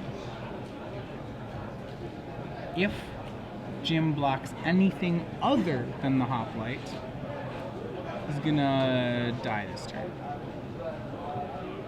6, 7, 8, 9. No, he could go to 1. Sure. Go to 1 if he blocks anything other than the Hoplite. One might as well be dead.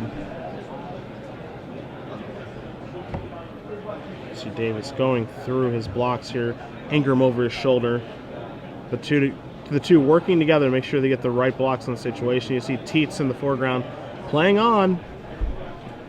Yeah, but I think we're going to see a coordinated assault here on the Hoplite and the Crusader, Okay. netting himself a free 1/1 and that extra damage. A Crowan Crusader is the 1/1 that makes a soldier when it gets targeted. But yeah, coordinated assault was one of those that set of double targeting tricks. It's the red one. 2 creatures get +1/+0 and first strike. We're going to gain life off this too. This is a huge amount. This is 7 life. Yeah. Back up to 20. It's 6 damage, puts Davis down to 6. 6 is a lot, but not a lot at the same time. Yeah, I mean, he's getting lower. I think Sheu's running out of cards. Yeah. I'm sure was out of cards. I don't know if he can push the last 6. I mean, we know Davis has cards left in his hand, but I don't think any of the cards left in Davis' hands are all that great. So let's go back to the debate where the Hopeful Eidolon was supposed to go. If the Hopeful Eidolon is on the Crowan Crusader, what happens is that Sheu gains a lot less life, but he gets netted an extra 1/1 and an extra point of damage right now. I think that considered, I want it on the Crusader. Okay. An extra point of damage and an extra 1/1 seem more relevant than life points for Sheu. Well, the dust is settled. Davis is at 7. Sheu's at 19. Sheu should be at 20, actually. That was a 7 power guy.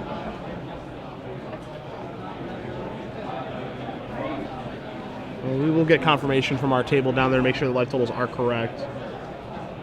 It's possible. Okay.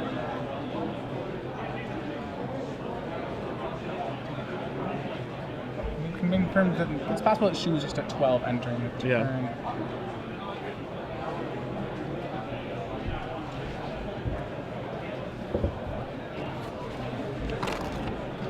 But so now Davis, he's leaving up 2 for Flamecast Wheel. He just needs to not get overloaded. He can deal with 2 attackers right now. If 3 come across, he's only actually taking 4.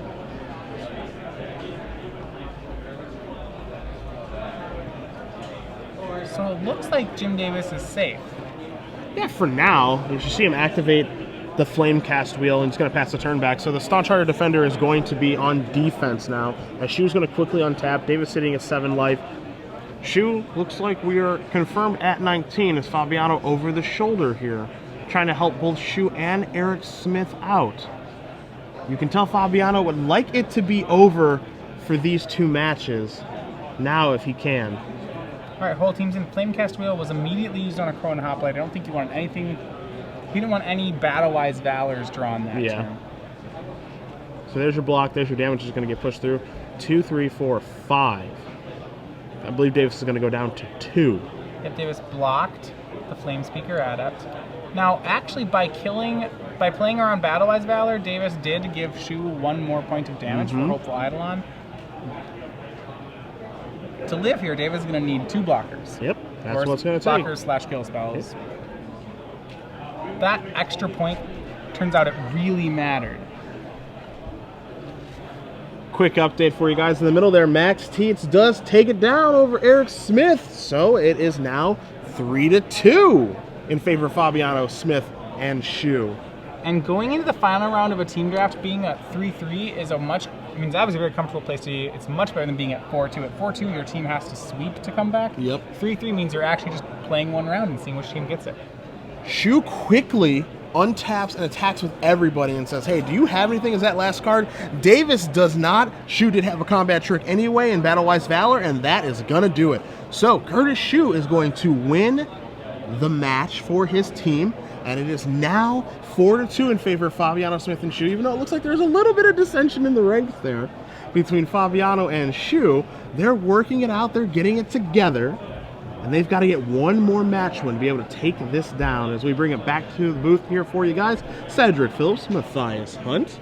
SCG Games Open Series here in Worcester, Massachusetts. What you can't see in front of us over yonder is the Standard Open that's being played. We'll let you guys know how many rounds, how many people we do have just as soon as we do find out. But we've got one more round of matches here for our Limited Open. Could be a long round, it could be a short round. Remember, because of the format, the team of Ingram, Tietze, and Davis are going to have to sweep the last round and get all 3 wins. Yep. If one of them loses a match, the other matches will stop there. That'll be the end. That'll be the end of it. Yeah. So their back is against the proverbial wall. They'll be battling back, hopefully.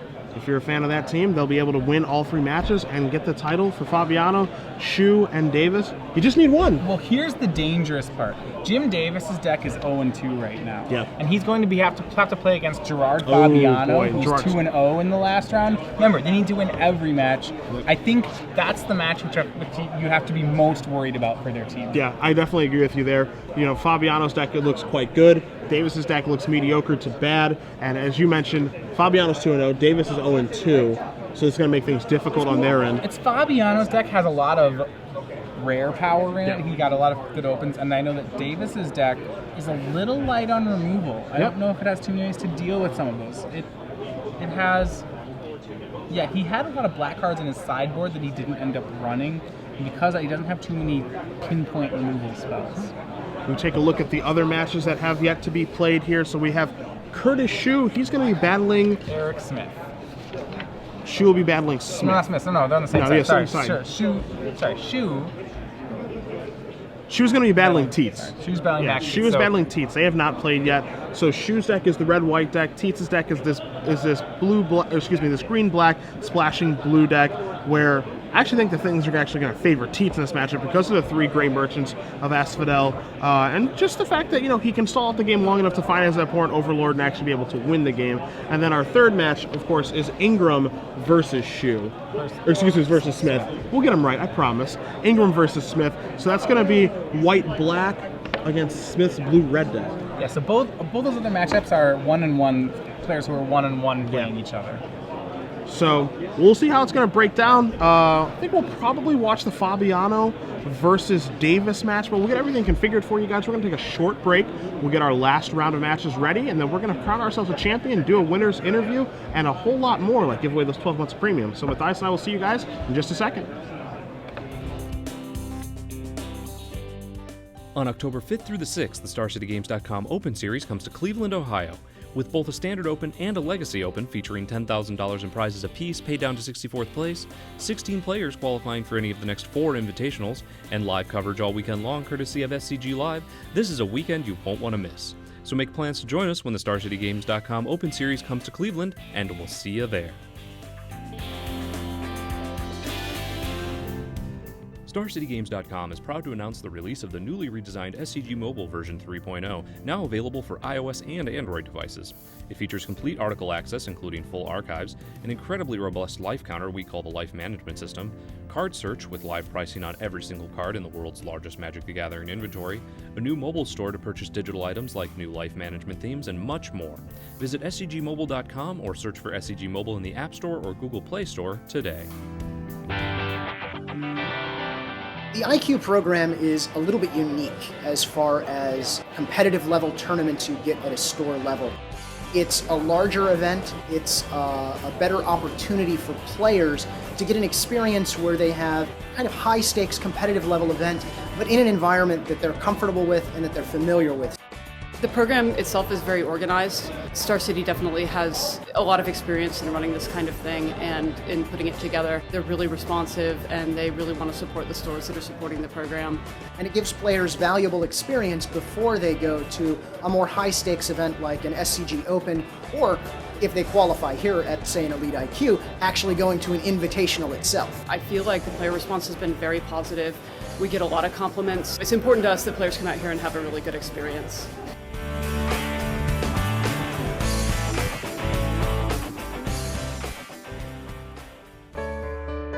SCG Live is brought to you by StarCityGames.com, and we are proud to present the Ascension Immortal Tournament at the Invitational. On Sunday, July 28th at noon, at the Invitational in Somerset, New Jersey, we'll give you the chance to battle in competitive Ascension action for the opportunity of getting your likeness on an exclusive Ascension promo card. The format will be the Rise of Vigil block. Entry is $20, and all players will receive an exclusive Ascension promo card. Prizes include playmats, dice bags, hundreds of dollars in Amazon.com gift cards, and much more, paid down all the way to 16th place. Ascension Immortal tournaments will be happening on every Invitational Sunday in 2013, so make plans to join us when the StarCityGames.com Open Series featuring the Invitational comes to Somerset, and we'll see you there. I've always been passionate about building decks. Deck building is a subject that's very near and dear to my heart. Next level deck building is something I've been thinking about for a long time. Started writing it a year and a half ago and ended up doing lots of research, getting in touch with the greatest deck builders of all time and trying to exhaustively cover everything from A to Z about building decks. So this was the complete compendium for deck building. If we're going to do this, let's just blow it out of the water. Let's touch on every single element of deck building. Everything from sideboards to mana bases, all the different archetypes, all the greatest decks of Magic's history. I mean, there are hundreds and hundreds and hundreds of decks featured in next level deck building like that we're talking about, and learning from each one of them. Everything from Commander to Standard to Vintage, everything. Next level deck building is for the people who are, for the deck builders and for the people who believe they could be a deck builder. Next level deck building is all about the process. Like, I mean, obviously a book can't physically build a deck for you, but it can show you the right process so that you have all those tools yourself and can just do it on your own. So it's great for somebody who wants to take a brew and turn like some idea they had and turn it into a tournament winning list. If you love deck building, if you want to be better at deck building, next level deck building is for you. Why did I write next level deck building? Because I love deck building.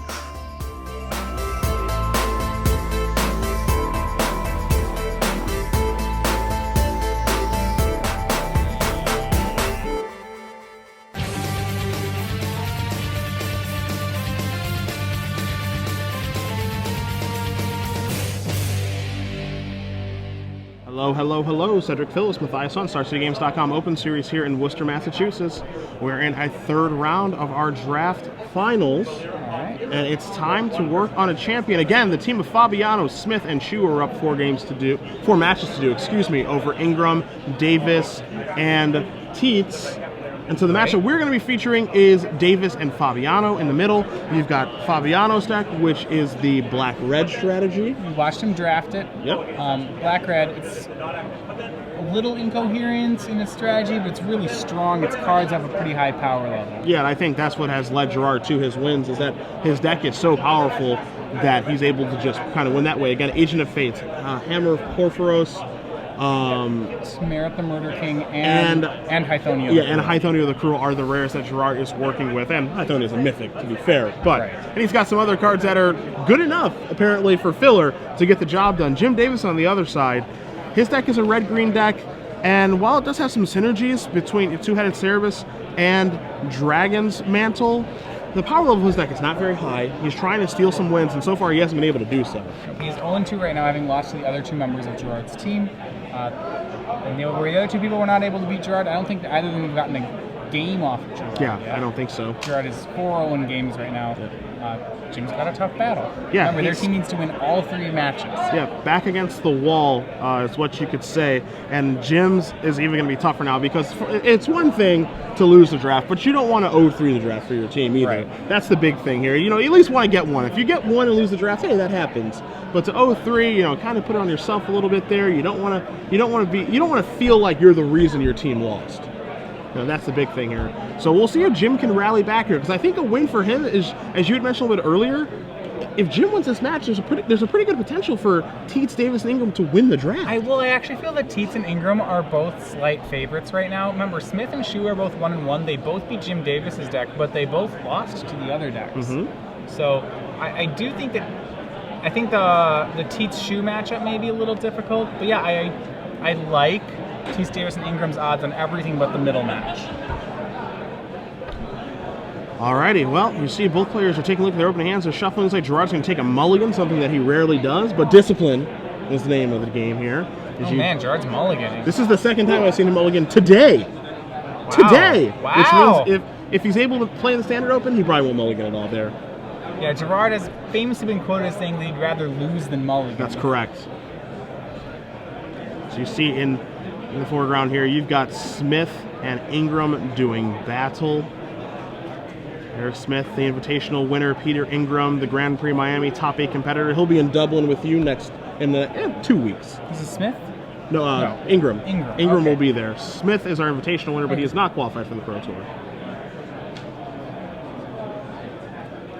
So we are underway here. Fabiano's going to lead off with a Swamp, Davis with a Mountain, and away we go between these two good friends, battling it out in the finals. It starts the game's Open Series here in Worcester, Massachusetts.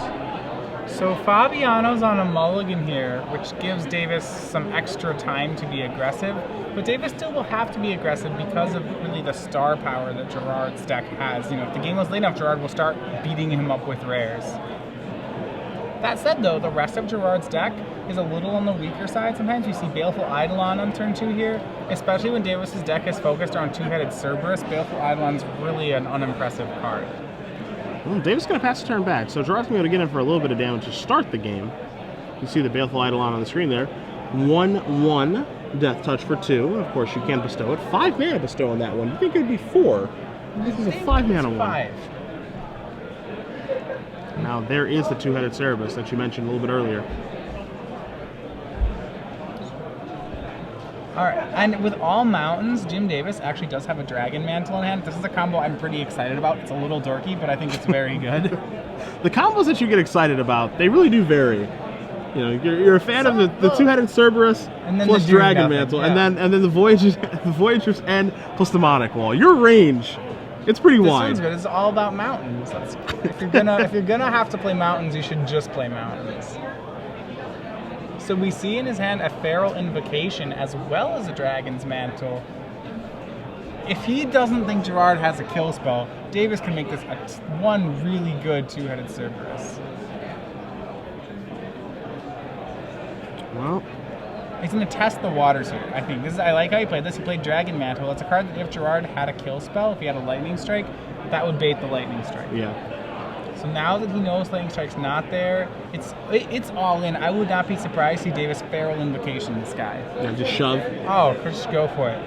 The card that you'd have to be worried about would be a Lash of the Whip, but Gerard doesn't have one, and at this point in the team draft, because there have already been 4 games played against Gerard, Davis can actually know with some amount of certainty that Gerard doesn't have a Lash of the Whip. All right, we're going sideways.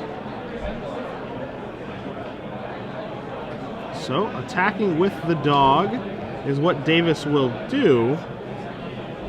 Now he's going to follow that up with the Messian Courser and pass the turn back. So, a pretty good start for Jim this game. Yeah, so he goes with the Courser instead of the Feral Invocation. He'll still have the chance to make that pump later on. He really just doesn't fear the kill spell, and so he doesn't see a reason to go for it yet. You can see Wild Celebrants on Gerard's side. Just a 5/3. It has an ability that didn't trigger. Yeah. I mean, what you notice here, though, most importantly, is that Gerard has not drawn many of his very powerful cards. He's drawn what you could argue is the mediocre half of his deck. Yeah, there's a pretty wide level of power levels in Gerard's deck. He's going to do something like play a Wild Celebrants and do Hythonia. And you'd be like, whoa, wow. Well, at least, Baleful Eidolon and Fleshmad Steed really the weaker end of his deck right now. We do see Titan Strength and Feral Invocation in Davis' hand. That's a ton of damage. Yeah. And Gerard, at any moment, decides, hey, I'm just going to let the Cerberus through. He's going to take a big punch in the face. A lot of damage from doing that. So let's see how Davis wants to navigate this And turn. there are ghostly charger loot cards to the top 16 players, as well as $400. Got some real decisions to make here for Jim because he's ahead right now. And, you know, I think for him, it's really just important to get ahead in this match. Get the game so that, you know, put Gerard back against the wall instead of himself. See Davis consulting his teammates, it looks Yeah, I like. actually like Davis's position here. I think the Cerberus you can really just kind of ride it to a win. If Gerard can't kill it, it doesn't take much effort for that card to get out of hand. Yeah. I agree with you. And you can see he's just definitely some communication with the The teammates. one thing about Team Sealed is because you have a lot of people with a lot of opinions, games can really take a while. Yeah. I'm sorry, it looks like we're getting a judge's ruling on something here. Okay. It wouldn't surprise me if it had something to do with bestow. So what bestow? Okay. The question is what bestow cards are in Davis's hand? If you have a time extension, please raise your hand and call for a judge. Once again, that is time in the round. Got Titan Strength in the grip there. Yeah, Titan Strength, Borderland Minotaur, Mountain, Forest, Feral Invocation, and then one unknown. Yeah.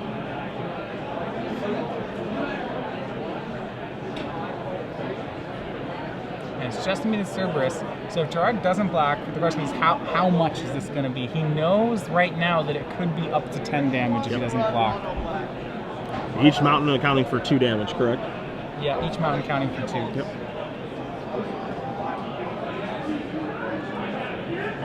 He also has, last card's Nessian Asp in his hand. So if he does deal 10, it's kind of a balancing act of how much damage he wants to deal versus whether he wants to cast Nessian Asp. Yeah, you deal damage to your opponent or develop a board. Which one do you want to do? So I'm not an expert on red decks, but my guess here is that if there's no block, you just push damage. I'm inclined right now to want to play Asp. Like he just takes the damage. I just want to add to the board. All right, he's going to go with Borderland Minotaur, it looks like. Okay. He's going to deal 4 and then add the 4/3. There it is. Now, what I find interesting is that he didn't swing the Courser here. I know that it would trade with the Eidolon, but I don't know if Davis actually has a way to get past the Eidolon. You know, if that trade's actually going to happen, you'd rather have Courser trade with Eidolon than Borderland Minotaur trade with it. True.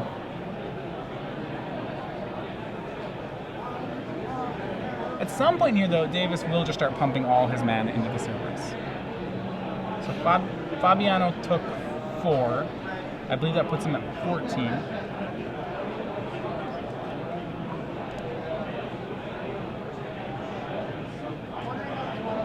I'm not sure, yeah.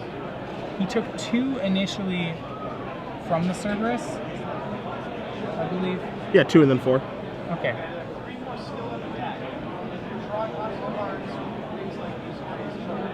Six mana. Is this Hythonia? That could be Hythonia. Nope, it's a Cavern Lampad Bestow. Okay. So Gerard's just going to race back. So he's going to go +2/+2 and Intimidate. Yes. So that's going to make that into a 7/5. And yeah, this is going to be a racing back situation now, it looks like. Because he's got the Death Touch guy that's holding things at bay. And then he can put the Steed on chump block duty. I'm wondering if Jim's being punished a little bit for not swinging with the Courser last turn. Now, Gerard has 2 chump blockers for the Cerberus as opposed to just 1 that he would have had had that attack been made. The Lampad on Celebrance is a 2-turn clock right now, and that Davis doesn't have a way to interact with.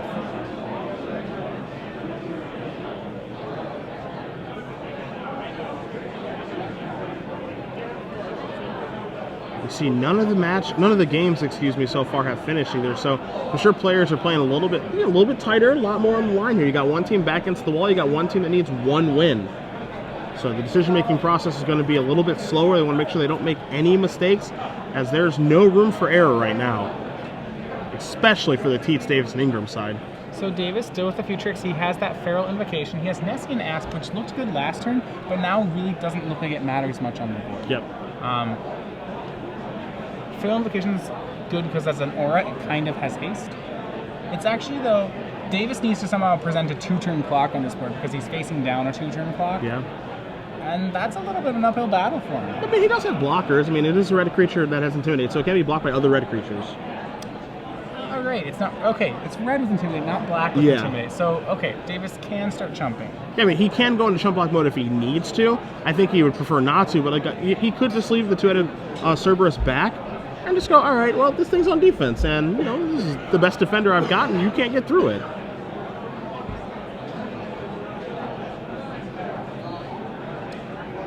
So right now, it looks like Davis is content to eat some blockers. He's going to swing the Borderland Minotaur, the Cerberus. And I think it's interesting that he's offering the Borderland up for trade and not the Corsair. Not just because the Borderland's a 4-3, but because it's a red 4-3. Yeah, I was thinking the exact same thing. And now, if you're Fabiano, do you think you just immediately trade your Death Touch creature for the 4-3? I think that that's the best creature on the battlefield that you're going to get for it. So, yeah, probably. Yeah. So I don't think what's it, 2, 4, 6, 8, 9, 10. You see Ingram has won game number 1 over Eric Smith. Pretty big win for that side of the table. They do want to get ahead here for a little comeback victory. Both red creatures coming into the red zone. We'll see what Fabiano's blocks are going to be in this situation. If he announces no blocks, he dies, correct? I can't imagine he doesn't. That's 4. Yeah, that's 10. So there's going to be a block. So block and chump. That's going to force Davis to spend 1 mana. But Fabiano gets to stay at 14. So there's that. Yeah, and really all it takes for Fabiano here is 1 kill spell. Say he has a Sip of Hemlock, it's going to be very hard for Davis to interact. Davis taps his mana very quickly. Going to play the Nesting Aspen past the turn back to Fabiano. So Gerard going to untap his 6 lands. He'll take a draw step. We'll see what he can find. He's got 1 card. Let's make it 2. It looks like Burnished Heart was drawn this turn. Okay. And again. That's fine. He has 6 mana, so he has 3 to play, 3 to sacrifice. It's a fine chump blocker here. Oh, but he's gonna go for Hythonia instead. That seems reasonable. Yeah. Hard to pass up on the opportunity to cast a Mythic Rare. So now there's the problem that Jim's original plan was to hold back the Cerberus to deal with the Wild Celebrants.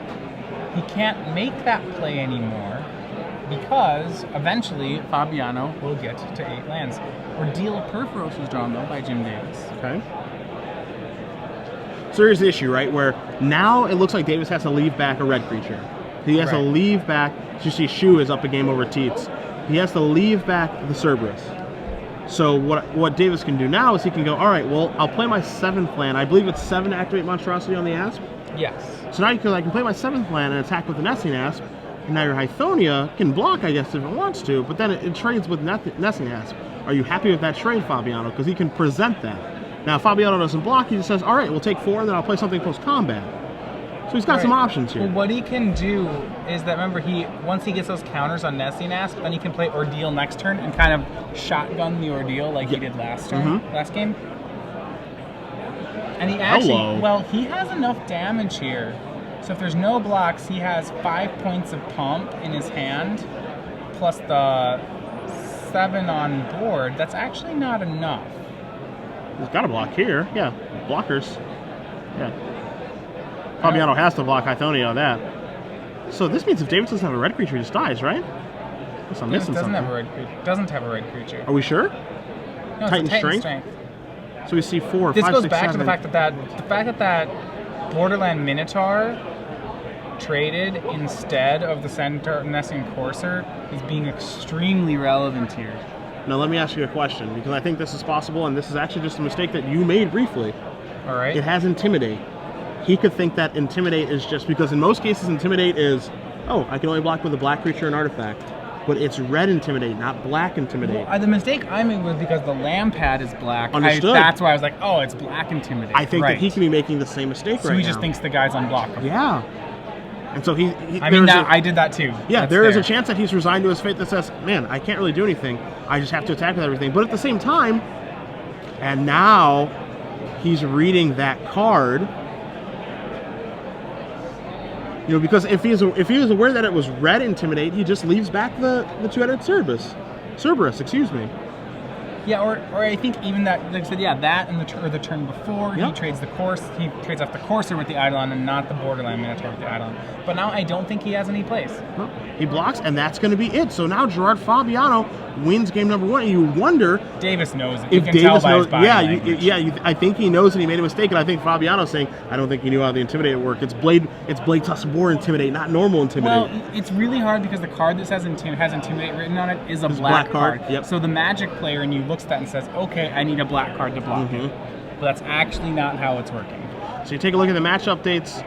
Sheu up 1, Fabiano up 1, Smith down 1 to Ingram. And again, the team of Sheu, Fabiano, and Smith, they're up 4-2. They just need one match win to Tietze hoist those and trophies. Davis are going to have to win the next 4 games between the two of them.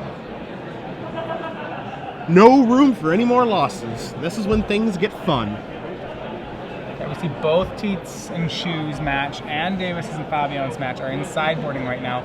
Tietze was Sheu was talking to Fabiano about sideboard plans. It looks like he's boarded in Ray of Dissolution at the moment. And he's kind of just talking about what strategy he wanted to do. Now, before any of that, we have our Ingram-Smith match. Yep. We probably briefly pause on. This match is kind of on the back burner. Ingram does need to win it. He is up a game. Yeah, looks like Ingram is having some mana issues here because Smith looks like he's unloading on him. I see Ingram has 2 lands in play, and he just does play a 3rd one, so it doesn't look like a lot is going on here. And of course, we walk into a board position where there's giants in play. 2 giants versus the Bronze Sable. Could be a very quick game here. There's a lot of cards. I mean, Ingram just looks like he hit his 3rd land. Yep. This is a lot. So he's chosen by Helios to try to draw into another land, but he's going to lose a lot of life points here. He'll definitely be in low single digits if he does pull out. Yeah, he's going to take 9 on the face and go down to 6. See if Smith has a follow-up play. You see Fabiano points to one. There's the Mnemonic Wall there. Can target the Griptide. Yep, that could be lights out. Well, Griptide's good. Magma Jet would be pretty good too. It means both his attackers are lethal. Yep. I mean, it doesn't really matter. It's one of those, whatever you target's really good. Yeah, Griptide, not a bad choice for that Mnemonic Wall, but I'm with you.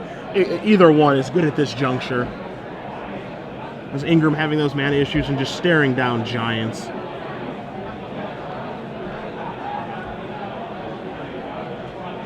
There's a 4th land. I think she's a 5th one too. But I don't think he's ever going to get there in time. Well, he's got a chance. I actually don't like the Griptide play as much as I like the Magma Jet play. Yeah, your play makes sense now because if he does take the Magma Jet, that means that, as you mentioned, both of his attackers are lethal. He can't let anything through. So he just has to double chump. So with this Cavern, he'd have to double chump here. Whereas now he can double block, kill one of them, take 4. Go to really well. I mean, he can't really double block, because he'll get Griptided. Yeah, I mean, this is still okay. It doesn't matter. Like, he's in a lot of trouble. So I think if you're Smith and he's got another Mnemonic Wall in his hand, you just confidently attack with both the creatures because the blocks are so bad for Ingram. Well, if you have another Mnemonic Wall, well, then you have the Magma Jet in your hand too. Yeah, there's your double block. Oh, so he has to make the double block, and now here's Griptide, right? Yep. Maybe just lets it happen because if he has a land. Kraken Trade. Okay, yeah, that'll do it too. Right. So a bevy of options there for Eric Smith. Many ways to eat this Reese's, and he goes to tie it up between Ingram and Smith. Is that there are 5 games left in our finals, up to 5 games, and Tietze, Davis, and Ingram need to win all of them. Yep. There's no more room for error. Well, we're on the Sheu side of things.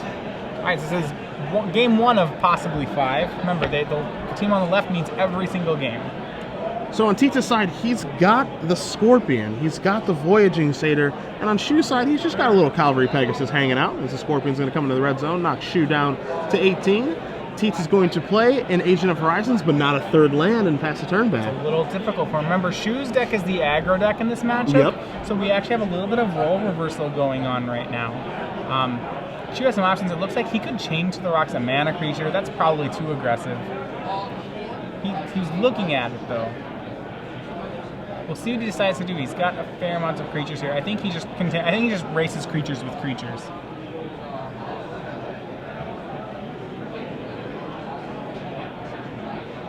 But we'll see. He does have a couple lands and a Chain to the Rocks. He's going to go with Observant Alseid. Yep. So 2/2 Vigilance will come into play. Tietze is going to untap his 2 lands, rest of his permanents, draw his card, see if he can find a 3rd land to get the show started here or not. Lucky for him, he does have that Voyaging Satyr. Yeah, and we saw, Sheu had the option of removing a mana creature. Generally, in these matchups, the idea, although it's a good idea to try to get your opponent, it's usually just a more sound play to save a removal spell for a creature that actually matters. Because Sheu's able to develop his board, he's not going to waste time removing anything like a mana creature or trying to hamper his opponent that way. All right, so there is another Agent of Horizons, and passing the turn back does Tietze. So Tietze, as you mentioned, is the aggressor this game, as Sheu's going to draw his card. He's got a Mountain among a bunch of other spells there, so we'll see what his 4th turn is going to be. Well, he drew a Coordinated Assault, so now he has Coordinated Assault and the Chain to the Rocks, as well as 2 other spells. He's still a little behind. The Coordinated Assault he'd really like to save until a time when he can use it to kill the Sedge Scorpion. Yep. His deck has trouble with Sedge Scorpion. Cavalry Pegasus is a decent answer to it, but I think Coordinated Assault's a better answer. You chain that bad boy to the rocks. You hope that you don't have to do that. Put that Scorpion down.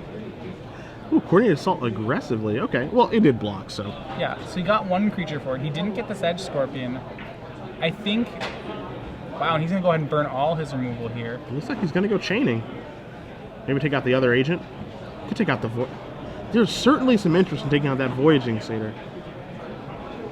I don't like it. I don't think he has enough pressure to be making this play. Because his clock is still a 5-turn clock on the board. I don't like... Max will draw creatures in 5 turns. Like, Sheu doesn't even have the fastest clock right now. Like, he's actually losing the race. So Curtis is going to try to mana screw Max by taking out that mana accelerator and hope he doesn't draw any more lands. So Max is going to go reaching. He's going to come in for 4. Sheu going to go down to 10. I mean, you can look like a hero here. If it works, it's going to work, and it'll be great. Yeah. Tietze with actually a really good play there as Sheu draws his card for the turn. He plays the Leaf Crown Dryad, and it's actually quite good right now because it's just a really good blocker. Shuts down the Pegasus and can just trade because of reach. Yeah, so interesting. Tietze stuck on 2, but yet I still think he's winning the game at the moment. Likewise. And we have always said this, that, the mana screwed opponent normally beats the mana flooded one. So if Tietze does ever draw a couple lands here, he's got the spells already. So if the idea of spending a premier kill spell on a mana creature, I only really like it when you have to be decently far ahead on the board. If the board is even, or even if you're, especially if the board's even, I don't think I like the play. And that's why... I mean, you see that, yeah, he got rid of Max's mana, and that's really problematic. Max may not be able to cast more spells, but it's going to take Sheu at least 2 turns to become ahead on this board. Yeah. And in that time, Max could easily draw a land. And if he does, then Sheu's just actually out a unconditional 1-mana kill spell. Yeah. So you're going to see the trade take place there between the 2 2/2s. Grizzly Bears battle back and forth. See what Sheu has as a follow-up here. You see he's got multiple spells in the grip. That's a trade Sheu really wants to make because now Cavalry Pegasus can attack again. Now 5/3 shows up. Wild Celebrants. It's pretty good here. It may have to trade with the Agent of Horizons. Yeah, good but not great. Because as you mentioned, it would have to trade what you're okay with. With any of the creatures. Yeah, it trades with anything, yeah. And Sheu is benefiting from the fact that Max did not draw. Sheu gave Max a couple turns, and Max was not able to draw a land in it. Has not capitalized. All right, well, there's an island. Okay. I stand corrected. And an island is a huge draw because he makes his agent unblockable and passes the turn back. He's just racing. Yeah, able to leave the Scorpion back to block the 5/3. Yeah. So what a huge draw. Yeah, Agent of Horizons is actually a pretty decent card. It's a 3/2 for 3, which is part of that cycle of creatures, of the double-colored creatures, single color with a different color mana cost. All of them with pretty decent abilities, I would say. Agent, especially, Agent is very good in a blue-green deck.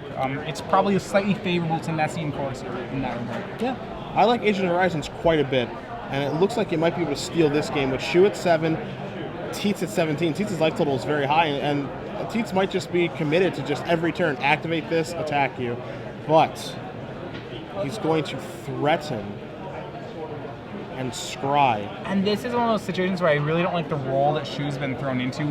He has to be aggressive because of how he's played this game. Yeah, there's no turning back There's now. no turning back. I mean, the last card in his hand is a favored hoplite. It's a 1-drop. It's a 1-mana Squire.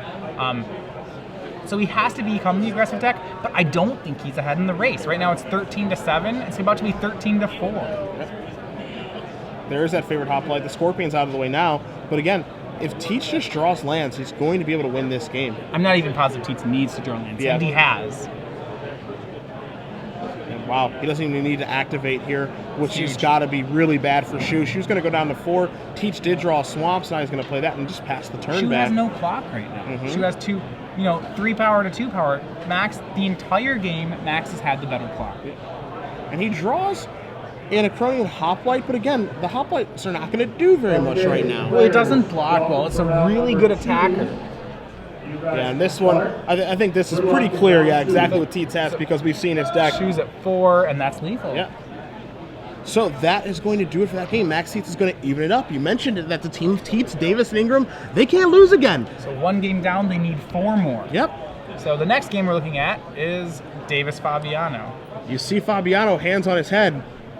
A little bit scary as we move on to that match. It looks like they've gotten game number 2 as well. We see Ingram and Smith moving over to spectate here. And as you see on the scoreboard, 2 games down, 3 left. Ingram defeated Eric Smith 2 games Put to your 1. rally caps on, fans of Tietze, Davis, and Ingram, because it looks like we might have a comeback in the works here. Let's see what Fabiano's casting. You see Remember, an Agent of Fates. This was the hard match. This is the one we thought we were not sure if they could get. Yeah. Davis is down a game. His deck, Fabiano has not dropped a game yet. An Agent of Fates is currently being targeted by a bestowed Cavern That's Lampard. pretty good. Agent of Fates is pretty. Let's put that one up there. It's a rare. We haven't seen it in play actually yet this weekend. Black has very few heroes, but of the heroes it has, Agent of Fates is a pretty good one. Now I'll let you update us on the rest of the board position here really quickly, see what Fabiano and Davis are working with. With that, he has a 5/4 Intimidate Death Touch for Agent of the Fates. He also has a Fleshman Steed, which is a 2/2. He has the Raider, the Deathbellow Raider, which is a 2/3. He also has the Disciple of Phoenix, which is just holding back as a 1/3. But it's a pretty good clock. Davis is at 11 to Fabiano's 16. All Davis has to block with is Spearpoint Oread and Staunch Hearted Warrior. Both 2/2s right now, as Davis has been unable to target the Warrior. He does have 1 mana available there with the Temple, and we do know that Davis has Titan Strength in his deck. Only has 1 copy of it, of course. So we could see a Titan Strength here, and it would actually be quite good if he did have it. But you see that Ingram has come over to try to assist Davis in getting out of this difficult situation, as Fabiano was able to turn on Agent of Fates, not only to make Davis sacrifice a creature, but make it big in combat and give it Intimidate. Yeah, I mean, there's not that much hard removal in Davis's deck. So depending on how, if Fabiano can target this Agent of the Fates a couple more times, I don't even know if he needs to, but one more target and Davis surely can't deal with it. Yeah. The problem is he also just can't, if he can't remove it and he can't block it, it's just it's a very tough situation for him. So you see Davis meticulously trying to figure out exactly what the best blocks are. Not sure if he even has good blocks in this situation. He does not have the Titan Strength, so he's going to take the damage. He's going to untap and move to his turn. Oh, Fleshman Steed was not attacking. It was tapped because a creature died. Can he deal with the Intimidate? He's at 4. That's going to be a lethal swing next turn from Agent of the Fates. And this time, Matthias, the Intimidate is actually on a black creature, not a red one. It's a black card and a black card. Intimidate is black. And we saw Davis have enough trouble with it game 1. I'm not sure he has a way to get out of it in game number 2 here, as he's going to start by playing a mountain. We'll see what else he's going to do for the turn. He is short 1 point of damage. He has that Ordeal of Perforos trick again, where you put it on Staunch Hearted Warrior, attack, and crack the Ordeal. But thanks to Cavern Lampad, Agent of Fates has 4 toughness right now. So that's going to fall 1 short of being able to deal with it. 1 Spark Jolt, perhaps, but I don't believe he has one.